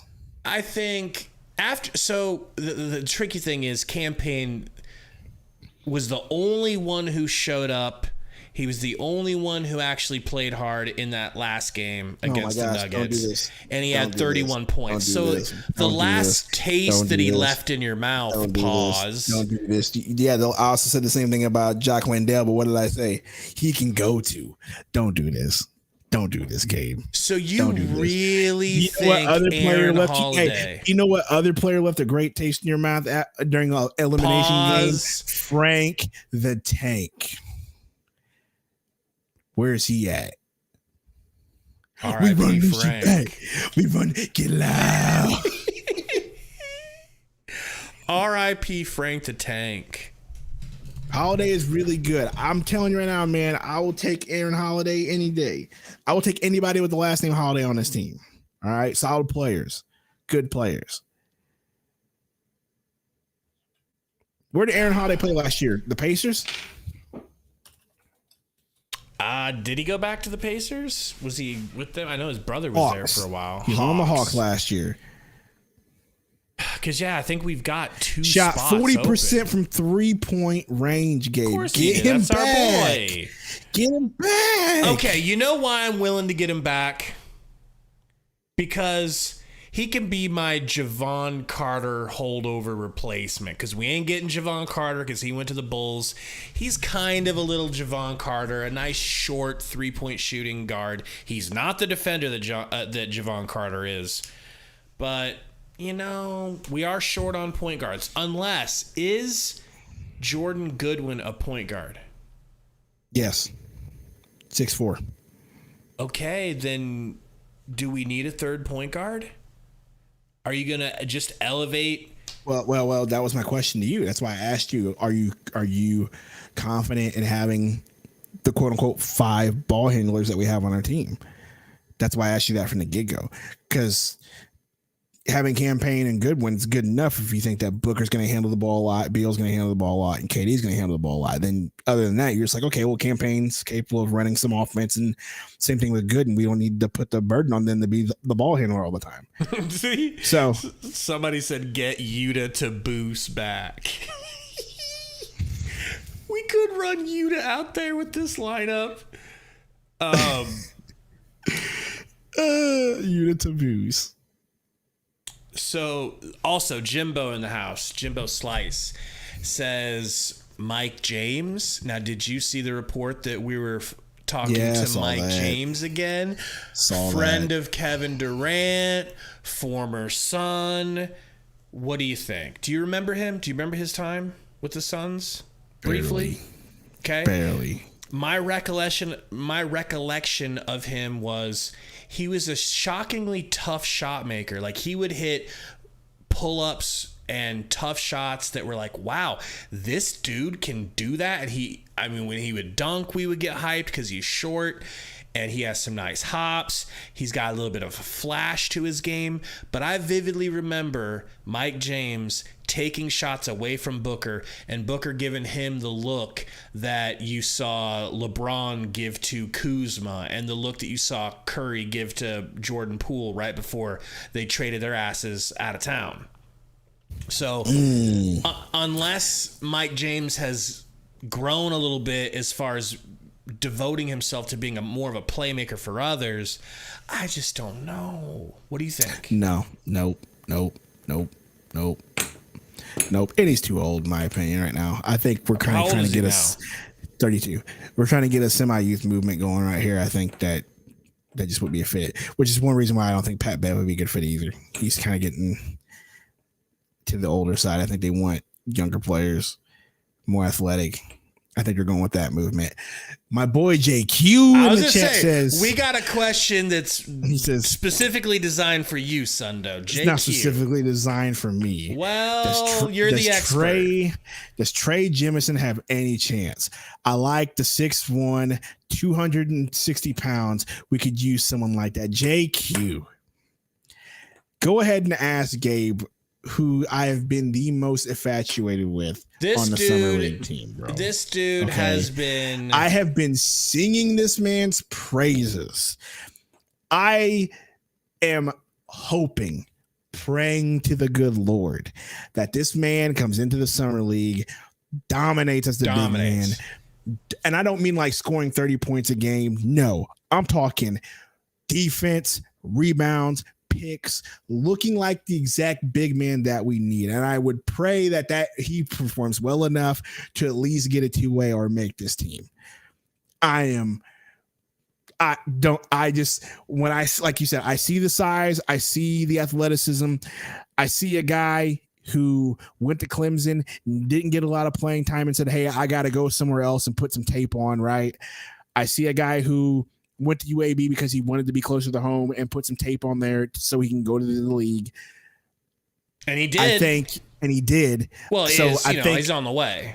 So I think 6'11", 260, that size is the exact size we need. And the dude is athletic. The dude is just go watch the tape. Yes, he was playing at UAB, but it doesn't matter. Like, the eye test will tell you this guy belongs in the league. That's just my opinion. I really hope he makes it. The eye test and the fact that he was originally Clemson recruited, like he could have stayed at a big SEC school. Their ACC, a big ACC school, which is a really good, college conference.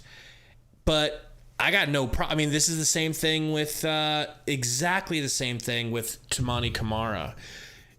He was at where was he at? Georgia in the beginning? Yeah, Tamani Kamara was at Georgia. And then he drops down to Dayton, still gets drafted. It can be done. It's not a big deal, Ooh, look at Pat Bev trending. But do you have an announcement about Trey Jemison that you can confirm, or is this nothing yet? Nothing yet. Okay, can't confirm anything yet. Nothing yet. But we're hopeful. Nothing yet. But JQ, we are hopeful. Just make sure you come back. That's all I will say. But we are hopeful. Suns Valley Pod. We're making moves here. Making moves. All around skill sets will Kamara play. We've already answered this, but Gabe, I'll let you take it. Yeah, he's just got brand new depth in front of him that we didn't know was going to be here. So now that we have all this, what we think is going to be quality depth, I don't know that Kamara does play, but we were saying if he some of the things that are trending, my God. But if he does play early, I think it's a great sign that he could be a stud. Because if he can pass up Bates-Diop and Metu early right away, that's going to be for a reason, don't you think? I mean, why wouldn't you just play these vets? But yeah, I don't think he's getting minutes over Yuta. Yuta is our new darling. He's our new baby boy. Yeah. I will protect him. Like, I will die for Yuta. If you thought that me and Gabe were Tory Craig stands, you thought Gabe was or bad Okogie. for like Justin Jackson or Okogie, we are about to be the most obnoxious dudes for Yuta Watanabe. Just get ready for it. So during the season, you come in here, just be prepared. Number 2-5, because I think that's the number they're giving him, right? 2-5 or 8. Which one is he getting? 18 or 2-5? Either way. I don't know. Either way. 18 should be available if he wants it. Just be prepared that me and Gabe will be the biggest Yuta Watanabe stands. He can't do anything wrong. Notice me, senpai. Notice me, okay? Notice us, senpai. Like, we will be those guys. Rest assured. We might as well just change our name to Suns Yuta Podcast at this point, because that's what's going to happen. I can promise you. Welcome to Yuta Valley. Yes. Roy says, Gabe, Summer League live stream.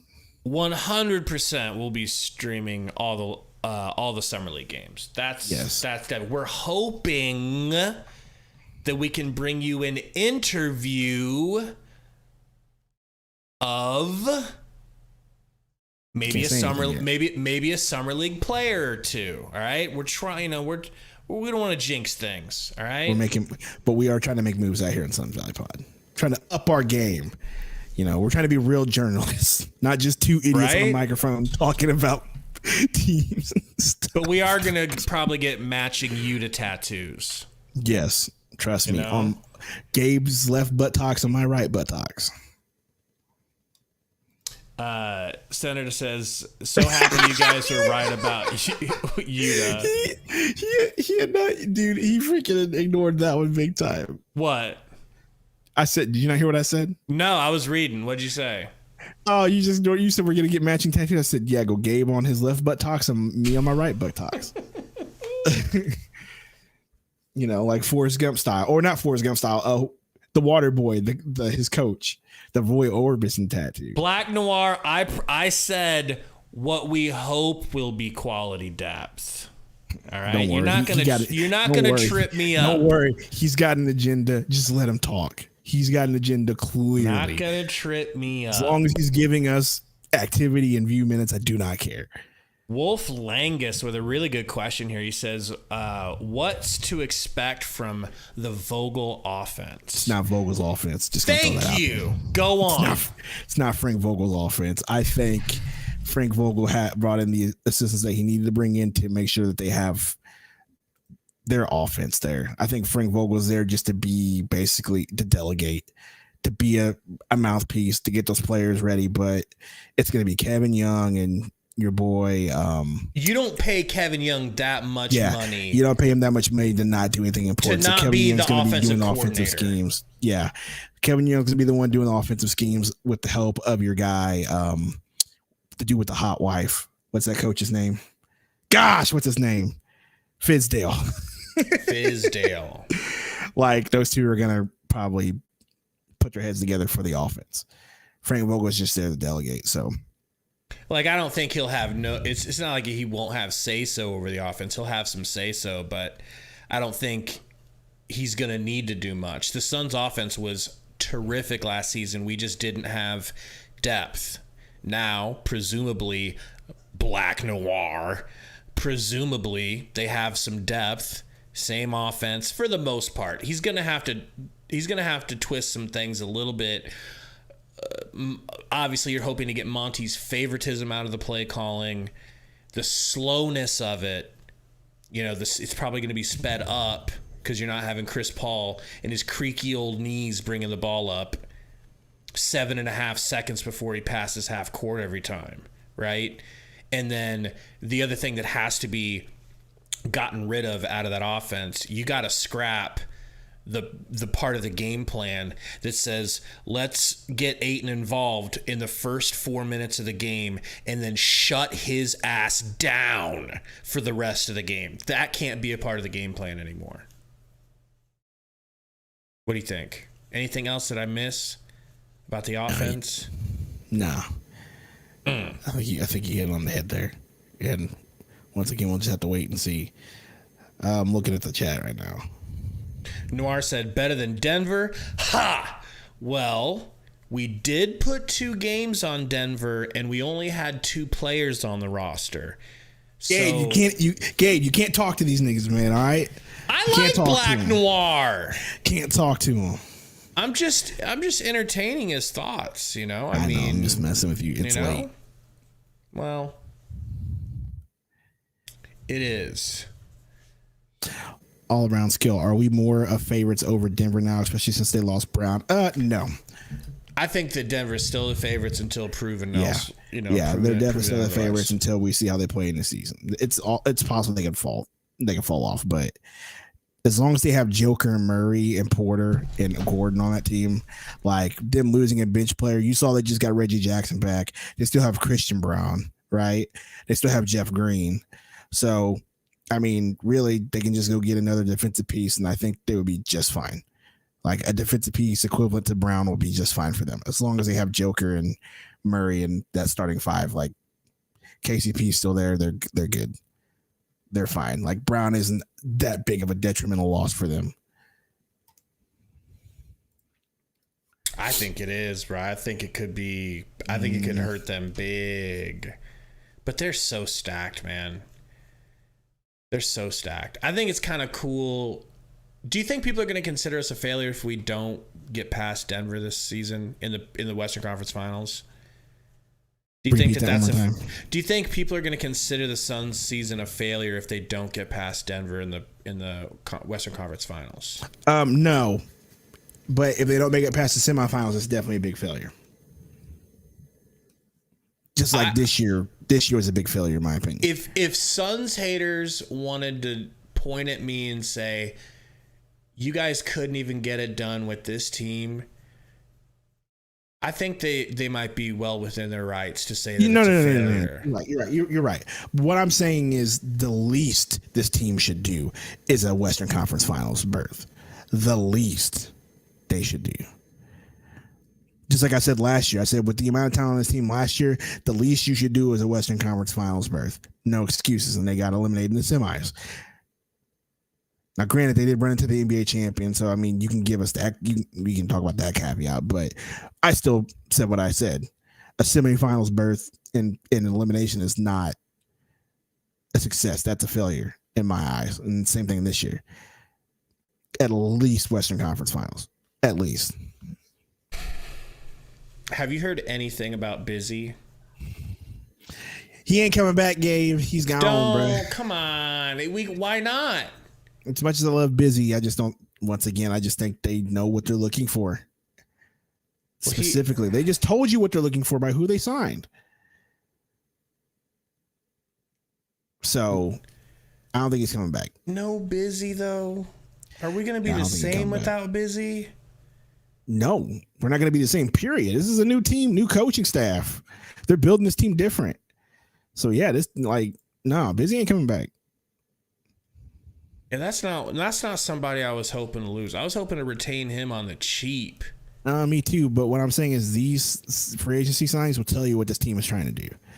And Busy I think, doesn't fit what they're trying to do. He is a defensive anchor, but I don't think he's got the size that they're looking for. Team, we're just talking about Bismack Biyombo. So no Busy, no Jock. Mm-hmm. You know, do we need a third center? I guess we'll just use Trey Jemison. There we go. We already have a third center, bro. Metu is technically a center, and so is Eubanks. So can't Diop play center as well? I mean, he could, like, small ball center, but as like a pure, the big man center, it's Eubanks in the 8, and Metu's kind of a tweener, right? You know, one little thing that I'm excited about as well is I'm excited to see Damian Lee with a coach that potentially doesn't throw him in the trash. Will play him minutes. Yes. Yes. We'll play him on minutes. I really believe that he could have been helpful in the playoffs if he hadn't been iced for a couple of months before. Once we got Kevin Durant on the roster, he just threw him away. What were we going to say?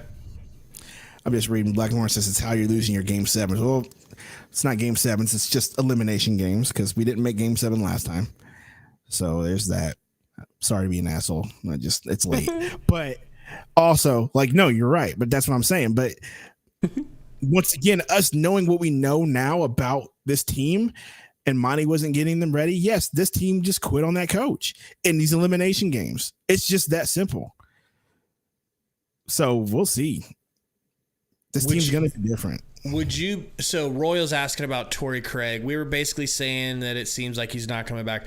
Would you be happy if you found out that we brought Tory Craig back and we used the bird rights or whatever, and we used the stipulation where we're allowed to go over the cap if we want him? Would you be happy, or would you be like, we didn't need to do that? Bird rights? I mean, if we did that, I could see why they would do it. I wouldn't be against it. Don't get me wrong. Don't get me twisted. I'm not out here being like, no to Tory Craig. I think he's starter material. Me too, but I just don't think he's coming back.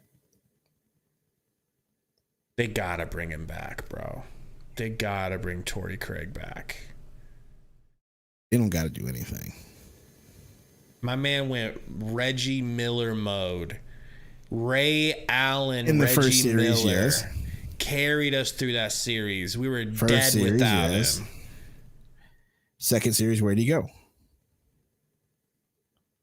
All right, then. I don't like the truth. Thank you. All right, then. So you just keep it up. T-Mobile says, what are bird rights? Early bird rights. So explain it to him. Isn't it like if you lose a free agent or you have early bird rights to sign him to like whatever? All I know is it was something special where since we have his rights, we would be able to sign him to whatever we want to sign him to, even though we shouldn't be able to because of the cap. It's hard to explain because I don't know. It's like its own special mid-level exception or something like that. In its own category, basically. Senator says, you guys inspire me to have faith.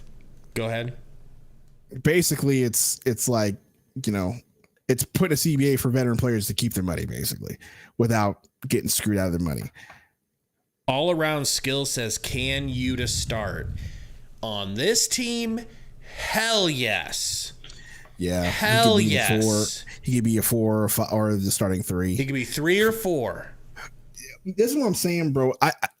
The way this roster is constructed, the way this roster is constructed, like there are a million ways for us to have a starting lineup. If we need to go small campaign, you can be the starting point guard. If we need to go sort of bigger, Yuta or Diop, Bates-Diop, you're the starting 3 or 4. You know what I mean? Like there are tons of puzzle pieces for the way they set this up where you could put anybody in that 5th spot in the starting lineup and be fine.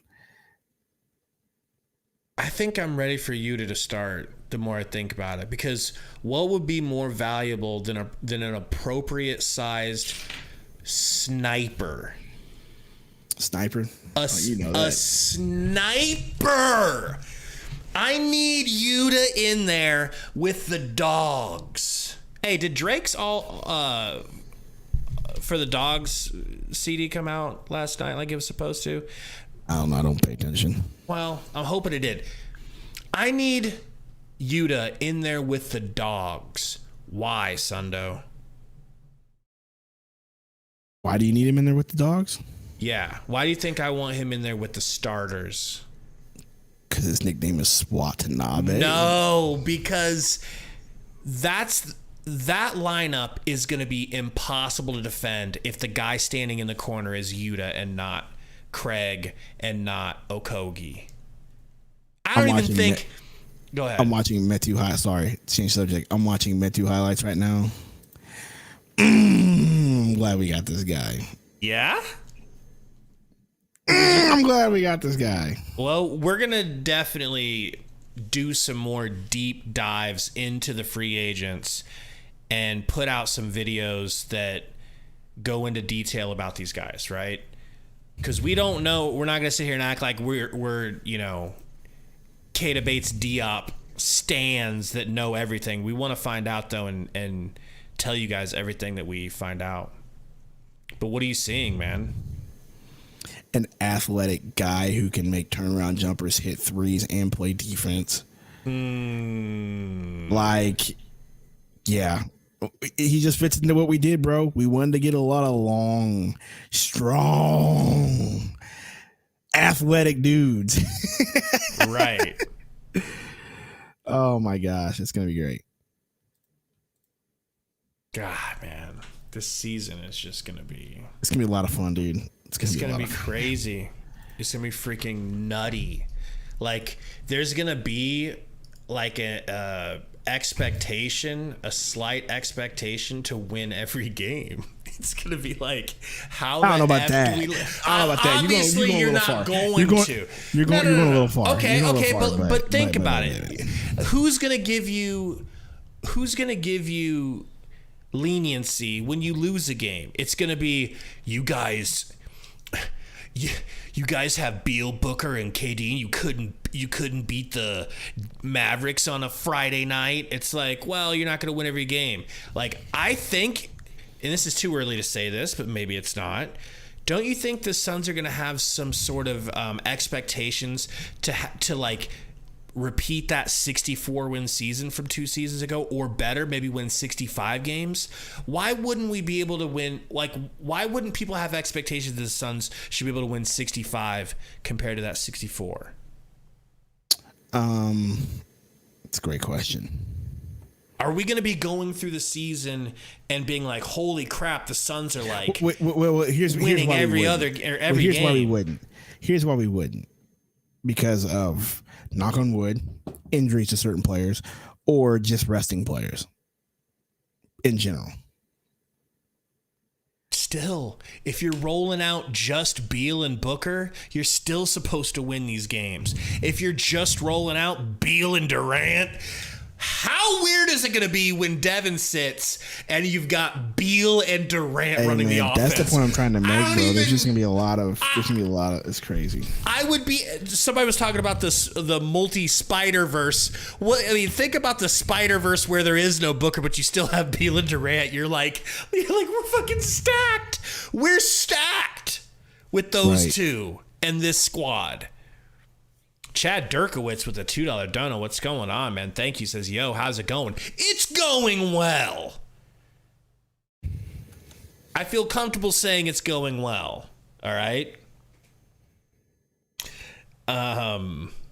Great point by Burner. He says, they can go undefeated, but if it doesn't reflect into the playoffs, it's worthless. Very true. It's not going to matter how many games they win. I'm just thinking like we're probably in store for something like that. I don't know. Otherwise, it's going to be a huge mess. Otherwise, it's going to be the exact opposite. Losing a bunch of games because the pieces aren't working. But I just don't think that's possible with this talent, man. Yeah. This is like the golden age, probably, of being a Suns fan. Yes, it could be the golden age. The Matt Ishbia era, it seems like there's a lot to look up because we have an owner that is willing to do some things like that. It feels good, right? It feels really, really, really good, to have that. So there's one guy we didn't talk about. What's that? We got a $5 dono from Roy.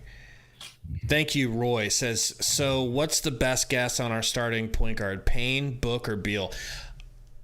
What do you think, Sundo? That's tough. I think it's gonna be Book and Beal sharing point guard duties, and then Payne comes in as the backup. You think Payne will start? I think it just depends on, like, once again, like I said, I don't think there's going to be a set lineup. I think they're going to do it based off of the teams that we play. There will be times when Payne will be starting and times where he will be not. And I think we will have a set 6-man who I think will be Yuta Watanabe or Bates-Diop or something like that, right? I think there will be a set big man or 6-man, right? But I think that starting point guard position will be rotated between Book and Payne, depending on who we're playing. And we'll see like a Yuta come in and start or vice versa. You know what I mean? Like, that's what I think we're going to see. Chad Derkowitz. Durkee Wheat. I think it's how you say it. I think it's Derkowitz. I don't know. Correct us if we're wrong, Chad. Liking the off-season question mark? I'm not too much. What? Too much money? Yeah. You think we spent too much money? Is that what you're saying? Well, that's a new take. To each their own. I mean, you can't really spend too much money whenever you're just signing dudes on vet minimums. Like, we just spent too much money on the big guys. I absolutely love. I am head over heels. I could be happier if we had kept Craig and we had kept Jock. I don't think we needed Do You over Jock, but I am very excited to see what Do You can do with such a good team around him. I'm just in love with Matt Ishbia. Yeah, like I told you, man, Matt Ishbia era. Speaking of Matt Ishbia, I knew this was coming. What? Matt, this was gonna happen with Matt Ishbia. Oh, you knew this was with Matt. Well, yep. What was his motto, Gabe? Did you watch my video? What was his motto? I watched the video, but I don't remember the motto. What was his motto? I forgot to. No, it was change fast, change often. Change fast, change often. Damn. So he wants to make good decisions and he wants to make changes often. So, hey, it's going to be a lot of fun with him leading this team. He's going to want the moves made. Zenith Phoenix, what's going on? Says, so refreshing to have an owner willing to invest. Yes. It's crazy. We went from ashy to classy in one season. It's just unbelievable.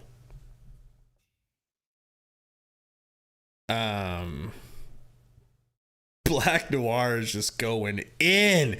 DC said, great video on Ishbia. Thank you, DC. He killed it. Todd Packer thinks Ishbia is hot. I mean, he's, I think if he wanted to be a playboy, he could, but I think he's happily married. Bro. One guy we didn't talk about. Glad I remember this.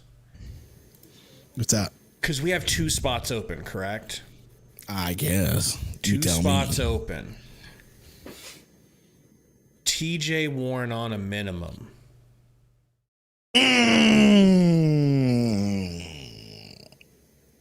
No. How could you say no? He just, because once again, the way, because Gabe, all right, I'm going to tell you something right now. Let go of the past, dog. Okay? I'm going to tell you something right now. Just let go of the past, dog. All right? It's not happening, all right? You keep trying to hold on to the Tory Craigs of the world, the TJ Warrens of the world, the PJ Tuckers of the world. Let that go. I'm telling you right now, the way the team just made moves. They're telling you what they're trying to do by the moves they made in free agency. They're trying to get younger, longer, faster, athletic. TJ Warren is definitely not any of that. All right. And the crazy part is TJ Warren's only 20-something years old, but he looks like he's 35. Yes, he does. Even the way he plays. So we got to just know, you got to let that go. Can I make an argument? Go ahead. So when we got him, the question was, is this dude completely washed up or is it injuries? You could tell it's like somebody zapped the athleticism right out of his body, right? Yeah. But he did have a stretch where he was helpful. Pretty much won us a game with a couple of plays down the stretch, a 3-pointer in the corner in the playoffs and a floater in that game. Can't remember which game it was. We had nothing going. He showed up big time in game 3 and 4 of the Nugget series. He did, man. And towards the end of the series, but Monty told him, look, I'm going with my guys. My guys. Okay. This would be the first season in a while that TJ Warren would be healthy all off season, all Quit trying to talk yourself into this. all preseason. Quit trying to talk yourself into this. Quit trying to talk yourself into this. He could be basically free. Quit trying to talk yourself into this. No. Gabe, I just laid out what's going to happen in the NBA. I just laid out what's going, how the market is shaping itself up. I have just laid all of this out to you. Yeah, you keep saying, I want PJ Tucker. I want TJ Warren. I want Tory Craig. Let it fucking go. All right. It's no, let it go. All right. It's done. The way this team is telling you what they're doing by the way they are moving. This is where they're going. They're going younger and they're going to build around Beal, Booker, and Kevin Durant to an extent, as long as he can still play ball. But you're not getting any more older players. That's just not going to happen. I'm a sucker for nostalgia. All right. Really am. But that's fair. Zero says, I want you to. Just bring him back. Rachel says, I think we'll re-sign Jock. Nope. I think your boy. I don't think it's going to happen. And once again, I'm going to keep ringing the horn and shouting his name from the rooftops. Trey Jemison will make this team. God. It'd be the first time in a while that that somebody has been signed to the summer league and then made it all the way to the roster. I mean, we're gonna have to see how many spots we have. But let's see here, we have Chad says we have 0 assets, no draft picks, no money. That's what I'm worried about. We got no capital. That's what I meant. Yes, I like the team overall, but still, look. I'm gonna sound like a clanging cymbal and sing this over and over again, but Chad, I think because you got here late, I don't think you have a lot to be worried about, because I think this is conjectures. Don't quote me on this, but I've already said it earlier. I'll say it again. I think the market is deciding what it's going to do, and I think the move and the wave is going to be veteran minimums. I think GMs have decided that's going to be the market. Just the way this free agency went, the way when players went to newer teams minus Bruce Brown, like a lot of those guys signed not big deals. Right. You had a few and far in between. A lot more decent sized deals. A lot of the dudes that signed the bigger deals went back to the teams they were already on. So you're not going to see the big $10 million for, your Reggie Jacksons anymore. Like, that's not going to happen. So I think the market's going to start setting itself to where the way the new CBA is, you're going to see a lot of veteran minimums going around for the next however many years the CBA is out there. That's what I think the trend is going to do. So I think us not having draft assets, yes, that hurts. That does hurt. Yeah. I'll give you that. Not having control over your draft picks till 2031 is wild. Okay, but can I tell you why it's really not? Well, yeah, go ahead. Here's why it's truly not. Because look, in 2 years, if Kevin Durant's still wanting to play, and we already got our title out of him, and we don't, you know what I'm saying? You trade him and you get some picks back. If Beal, that's how it works. Okay, Beal. Beal just turned 30 yesterday. Okay, in 2-3 years, he's 32, 33. You're going to be able to turn around and trade him for a few draft picks. And worst case scenario, you have to blow it all the way up from the beginning. Devin Booker's like 26 years old. He'll be like 29. You trade Devin Booker for 5 first-round picks, and you rebuild.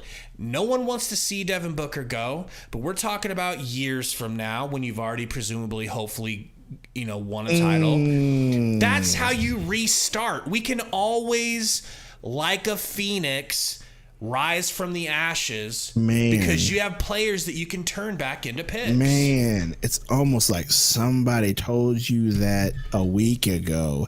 Don't take credit. Said, no. Don't take credit. Kevin Durant's gonna retire his son. I did say that.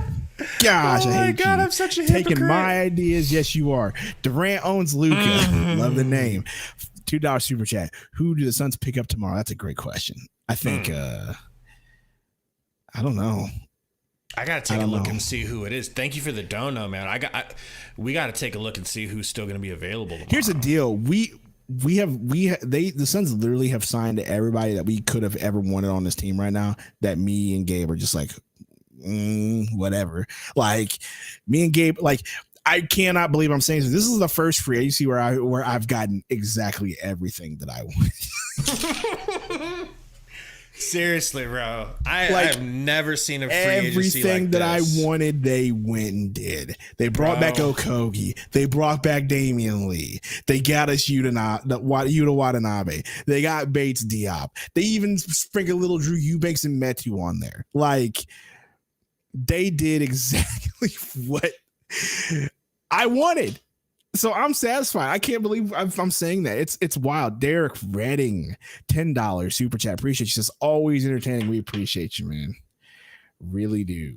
Thank you, Derek. dude, if you think about it, and I don't know if you agree, but if the Suns would have just gotten Yuta and nothing else, I would have been out here. I would have been fine. I would have been fine, bro. I'd be like, let's go, Yuta, Tumani, let's go. We'll play Goodwin. Right. But Trey Jemison, come on down. Right. But the fact that it's Bates-Diop, Eubanks, and Metu on top of that, not to mention, Tumani.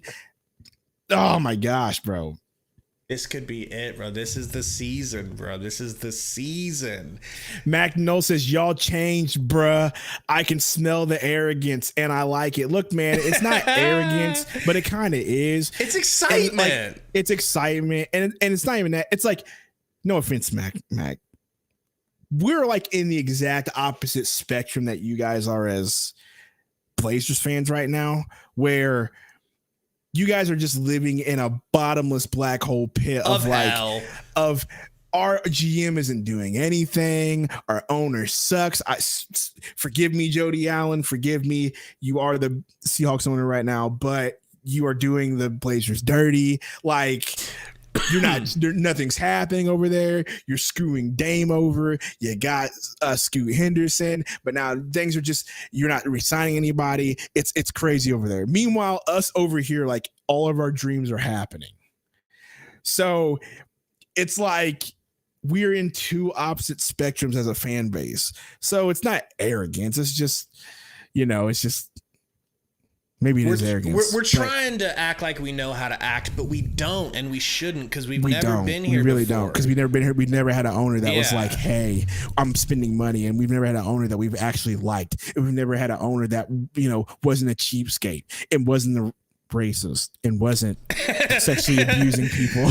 Allegedly. That wasn't like having scandals in his office and wasn't roasting people and getting in trouble. Telling dudes that they're two pump chumps. Yeah, telling the two pump chumps and like showing pictures of his hot wife around the office in a bikini. Like, look at what I got. We don't have that owner. Well, that we know of, we don't have that owner. But what we do know is that he's willing to spend and not hold the franchise hostage, and that's what we're happy about. Like, it's just we're in a different opposite spectrums right now, and it just feels great. Now, this could all implode on this and backfire, but hey, it's fun right now, and we're just enjoying it right now. Just Quan says, what about Tamani Kamara? Just Quan, so we're gonna see him in the summer league. That's gonna be his first thing. If he's gonna play on the Suns team right off the bat, he's gonna have to show up in summer league and look like a dog. He's gonna have to look like, who is this Miles Bridges minus beating his girl ass looking ass? Tamani. If he shows up in summer league and puts up solid performance, has highlights, has good stats, he could then maybe he'll play next. But if he shows up to summer league, who? Trey Jemison. You already knew. Zero says, get Tumani on the pod. Well, I DM'd Tumani. We're working on that. We don't know if we actually have to reach out to like Suns PR for this for real or not. It's also summer league, so they're probably busy in Vegas right now as we speak, getting ready for, Bro, we gotta try to get Okogie. But we are in the works of getting somebody. And we're working on it. And by in the works, let us be clear. We're just hoping. All right. In the works sounds like we've got some paperwork halfway filled out. Let me put it this way. One of them has sent a DM back. So that's true. So we're working on it. The other we have DM'd a summer league player that has DM'd us back. We've gotten DMs back. So hopefully we have something in the works. Yeah.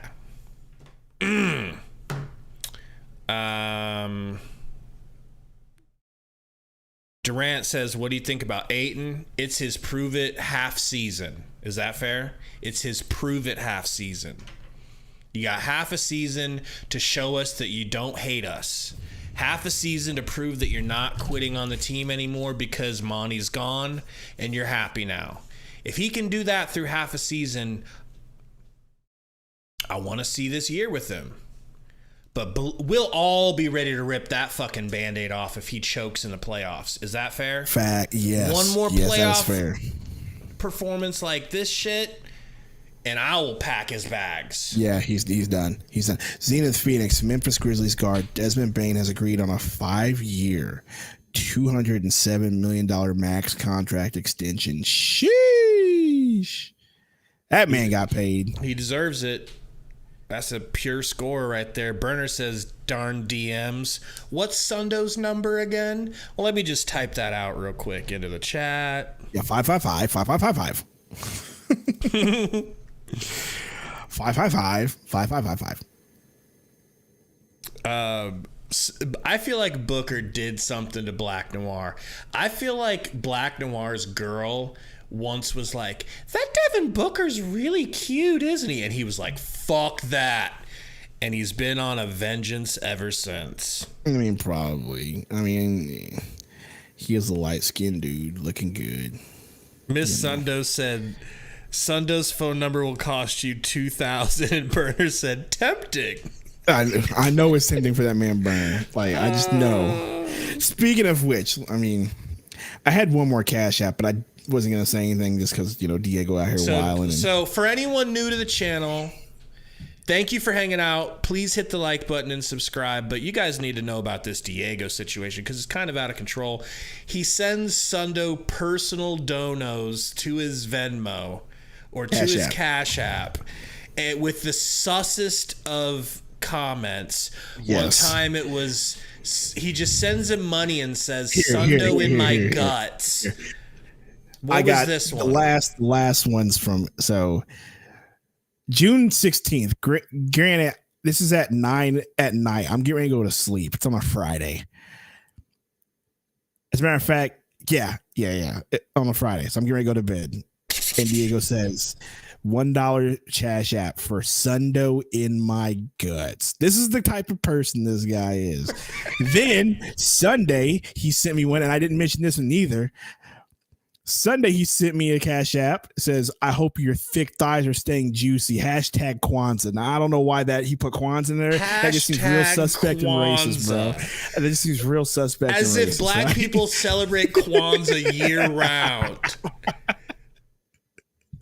Go on. And then he sent me one today, but this last one he sent me, I was like, I'm not reading this right now. We were on a roll. But he says, Papado, you ever get your salad tossed? Now I'm sick of this guy Diego, man. Like, this is like, Diego, I hope you know that you have a TikTok about you specifically that we put up about you being sus. So Carlos says, but you took the money. Look, Carlos, I compare it to selling feet pics. You know what I'm saying? like whatever happens, bro. You know what I'm saying? Like, I mean, you get a dirty Cash App, you take a feet pic, whatever. I don't blame you for saying? taking the money. I don't blame you. Oh man. So yeah, Sundo started a TikTok for the channel. If you guys are into TikTok, check out Suns Valley Podcast. It's just like at Suns Valley Pod, right? Something like that. Yes. Here, let me just post. We'll post a link to that. Also, once again, shameless plug. Allow me to plug my. Wow, this is such a weird statement. Allow me to plug my own YouTube channel. It's a NBA channel called Von Sanity. I've been dropping NBA vids. And I just posted the link to that. At least that TikTok about Burner. But from there, you guys can hit that follow button as well. Go follow those two links. And we got anything else to talk about, Sundo? I mean, I feel bad keeping you. Nah, bruh. Because, like, you know, we had a good day. We had a damn good day. We had a good day. You know what I'm saying, bro? And Maybe we'll have a good one tomorrow. I don't know. I doubt it. I think we're done. Time to move forward. Look forward. I don't think anything else is gonna happen. I think we definitely need to go live more often. We're hoping to have something special Sunday night that goes back to those. Well, I guess we probably wouldn't get that out till Monday. We're gonna have some videos dropping. Make sure you guys stay tuned for that. On your way out, hit that like button too if you haven't. Before we get out of here, just to get a little. Just to read the room, do you guys want a weekly live show from us? Whether that's a Sunday night, Sunday evening, someday in the week, answer yes or no in the chat if you would like for us to go live at least once a week, whether it's, weekend stream or midweek stream or third, whatever. Because I feel like that's something we should probably do. We should, just to recap the week and whatnot. It's just videos hit hard in the algorithm, exactly. So we've been dropping a lot of videos. I mean, we could do like a Sunday, a Sunday recap of all the videos we did or all the topics that we did throughout the week. You know what I mean? Right. So who knows? Durant owns Lucas says $5 super chat. Pat Bev to Phoenix. Sundo wants him. I admit I don't want him as much, but I did at first. But now that all the moves you made, I'm kind of off of it. But yes, I wouldn't be mad. I'll admit that it's a smart basketball only move, but I just he's like the one player. The way that people feel about Chris Paul, that's how I feel about Pat Bev. Can't stand him. Don't want him on my team. Don't want him in our jerseys. I don't want to see his fucking face. Okay, I'm sorry. I hate his guts, but he would fit the team and be good for the team, so I would have to deal with it. Someone in here, we got Epic Thunder talking about Jay Crowder, and somebody else was saying Jay Crowder instead of Pat Bev. We got 2 spots open. Jay Crowder on a minimum, ? Bring his ass back. Stop living in the past, Gabe. Time to move forward. This is the Matt Ishbia era. Let's wrap this thing up. All right, time to go to sleep. I got SmackDown to watch and probably fall asleep halfway between it because I'm probably gonna go sleep, fall asleep watching it. I think the sign off should probably be a Suns win. Already. Meaning we won free agency, right? Meaning already. Yes, sir. Go ahead. Suns win. Suns win.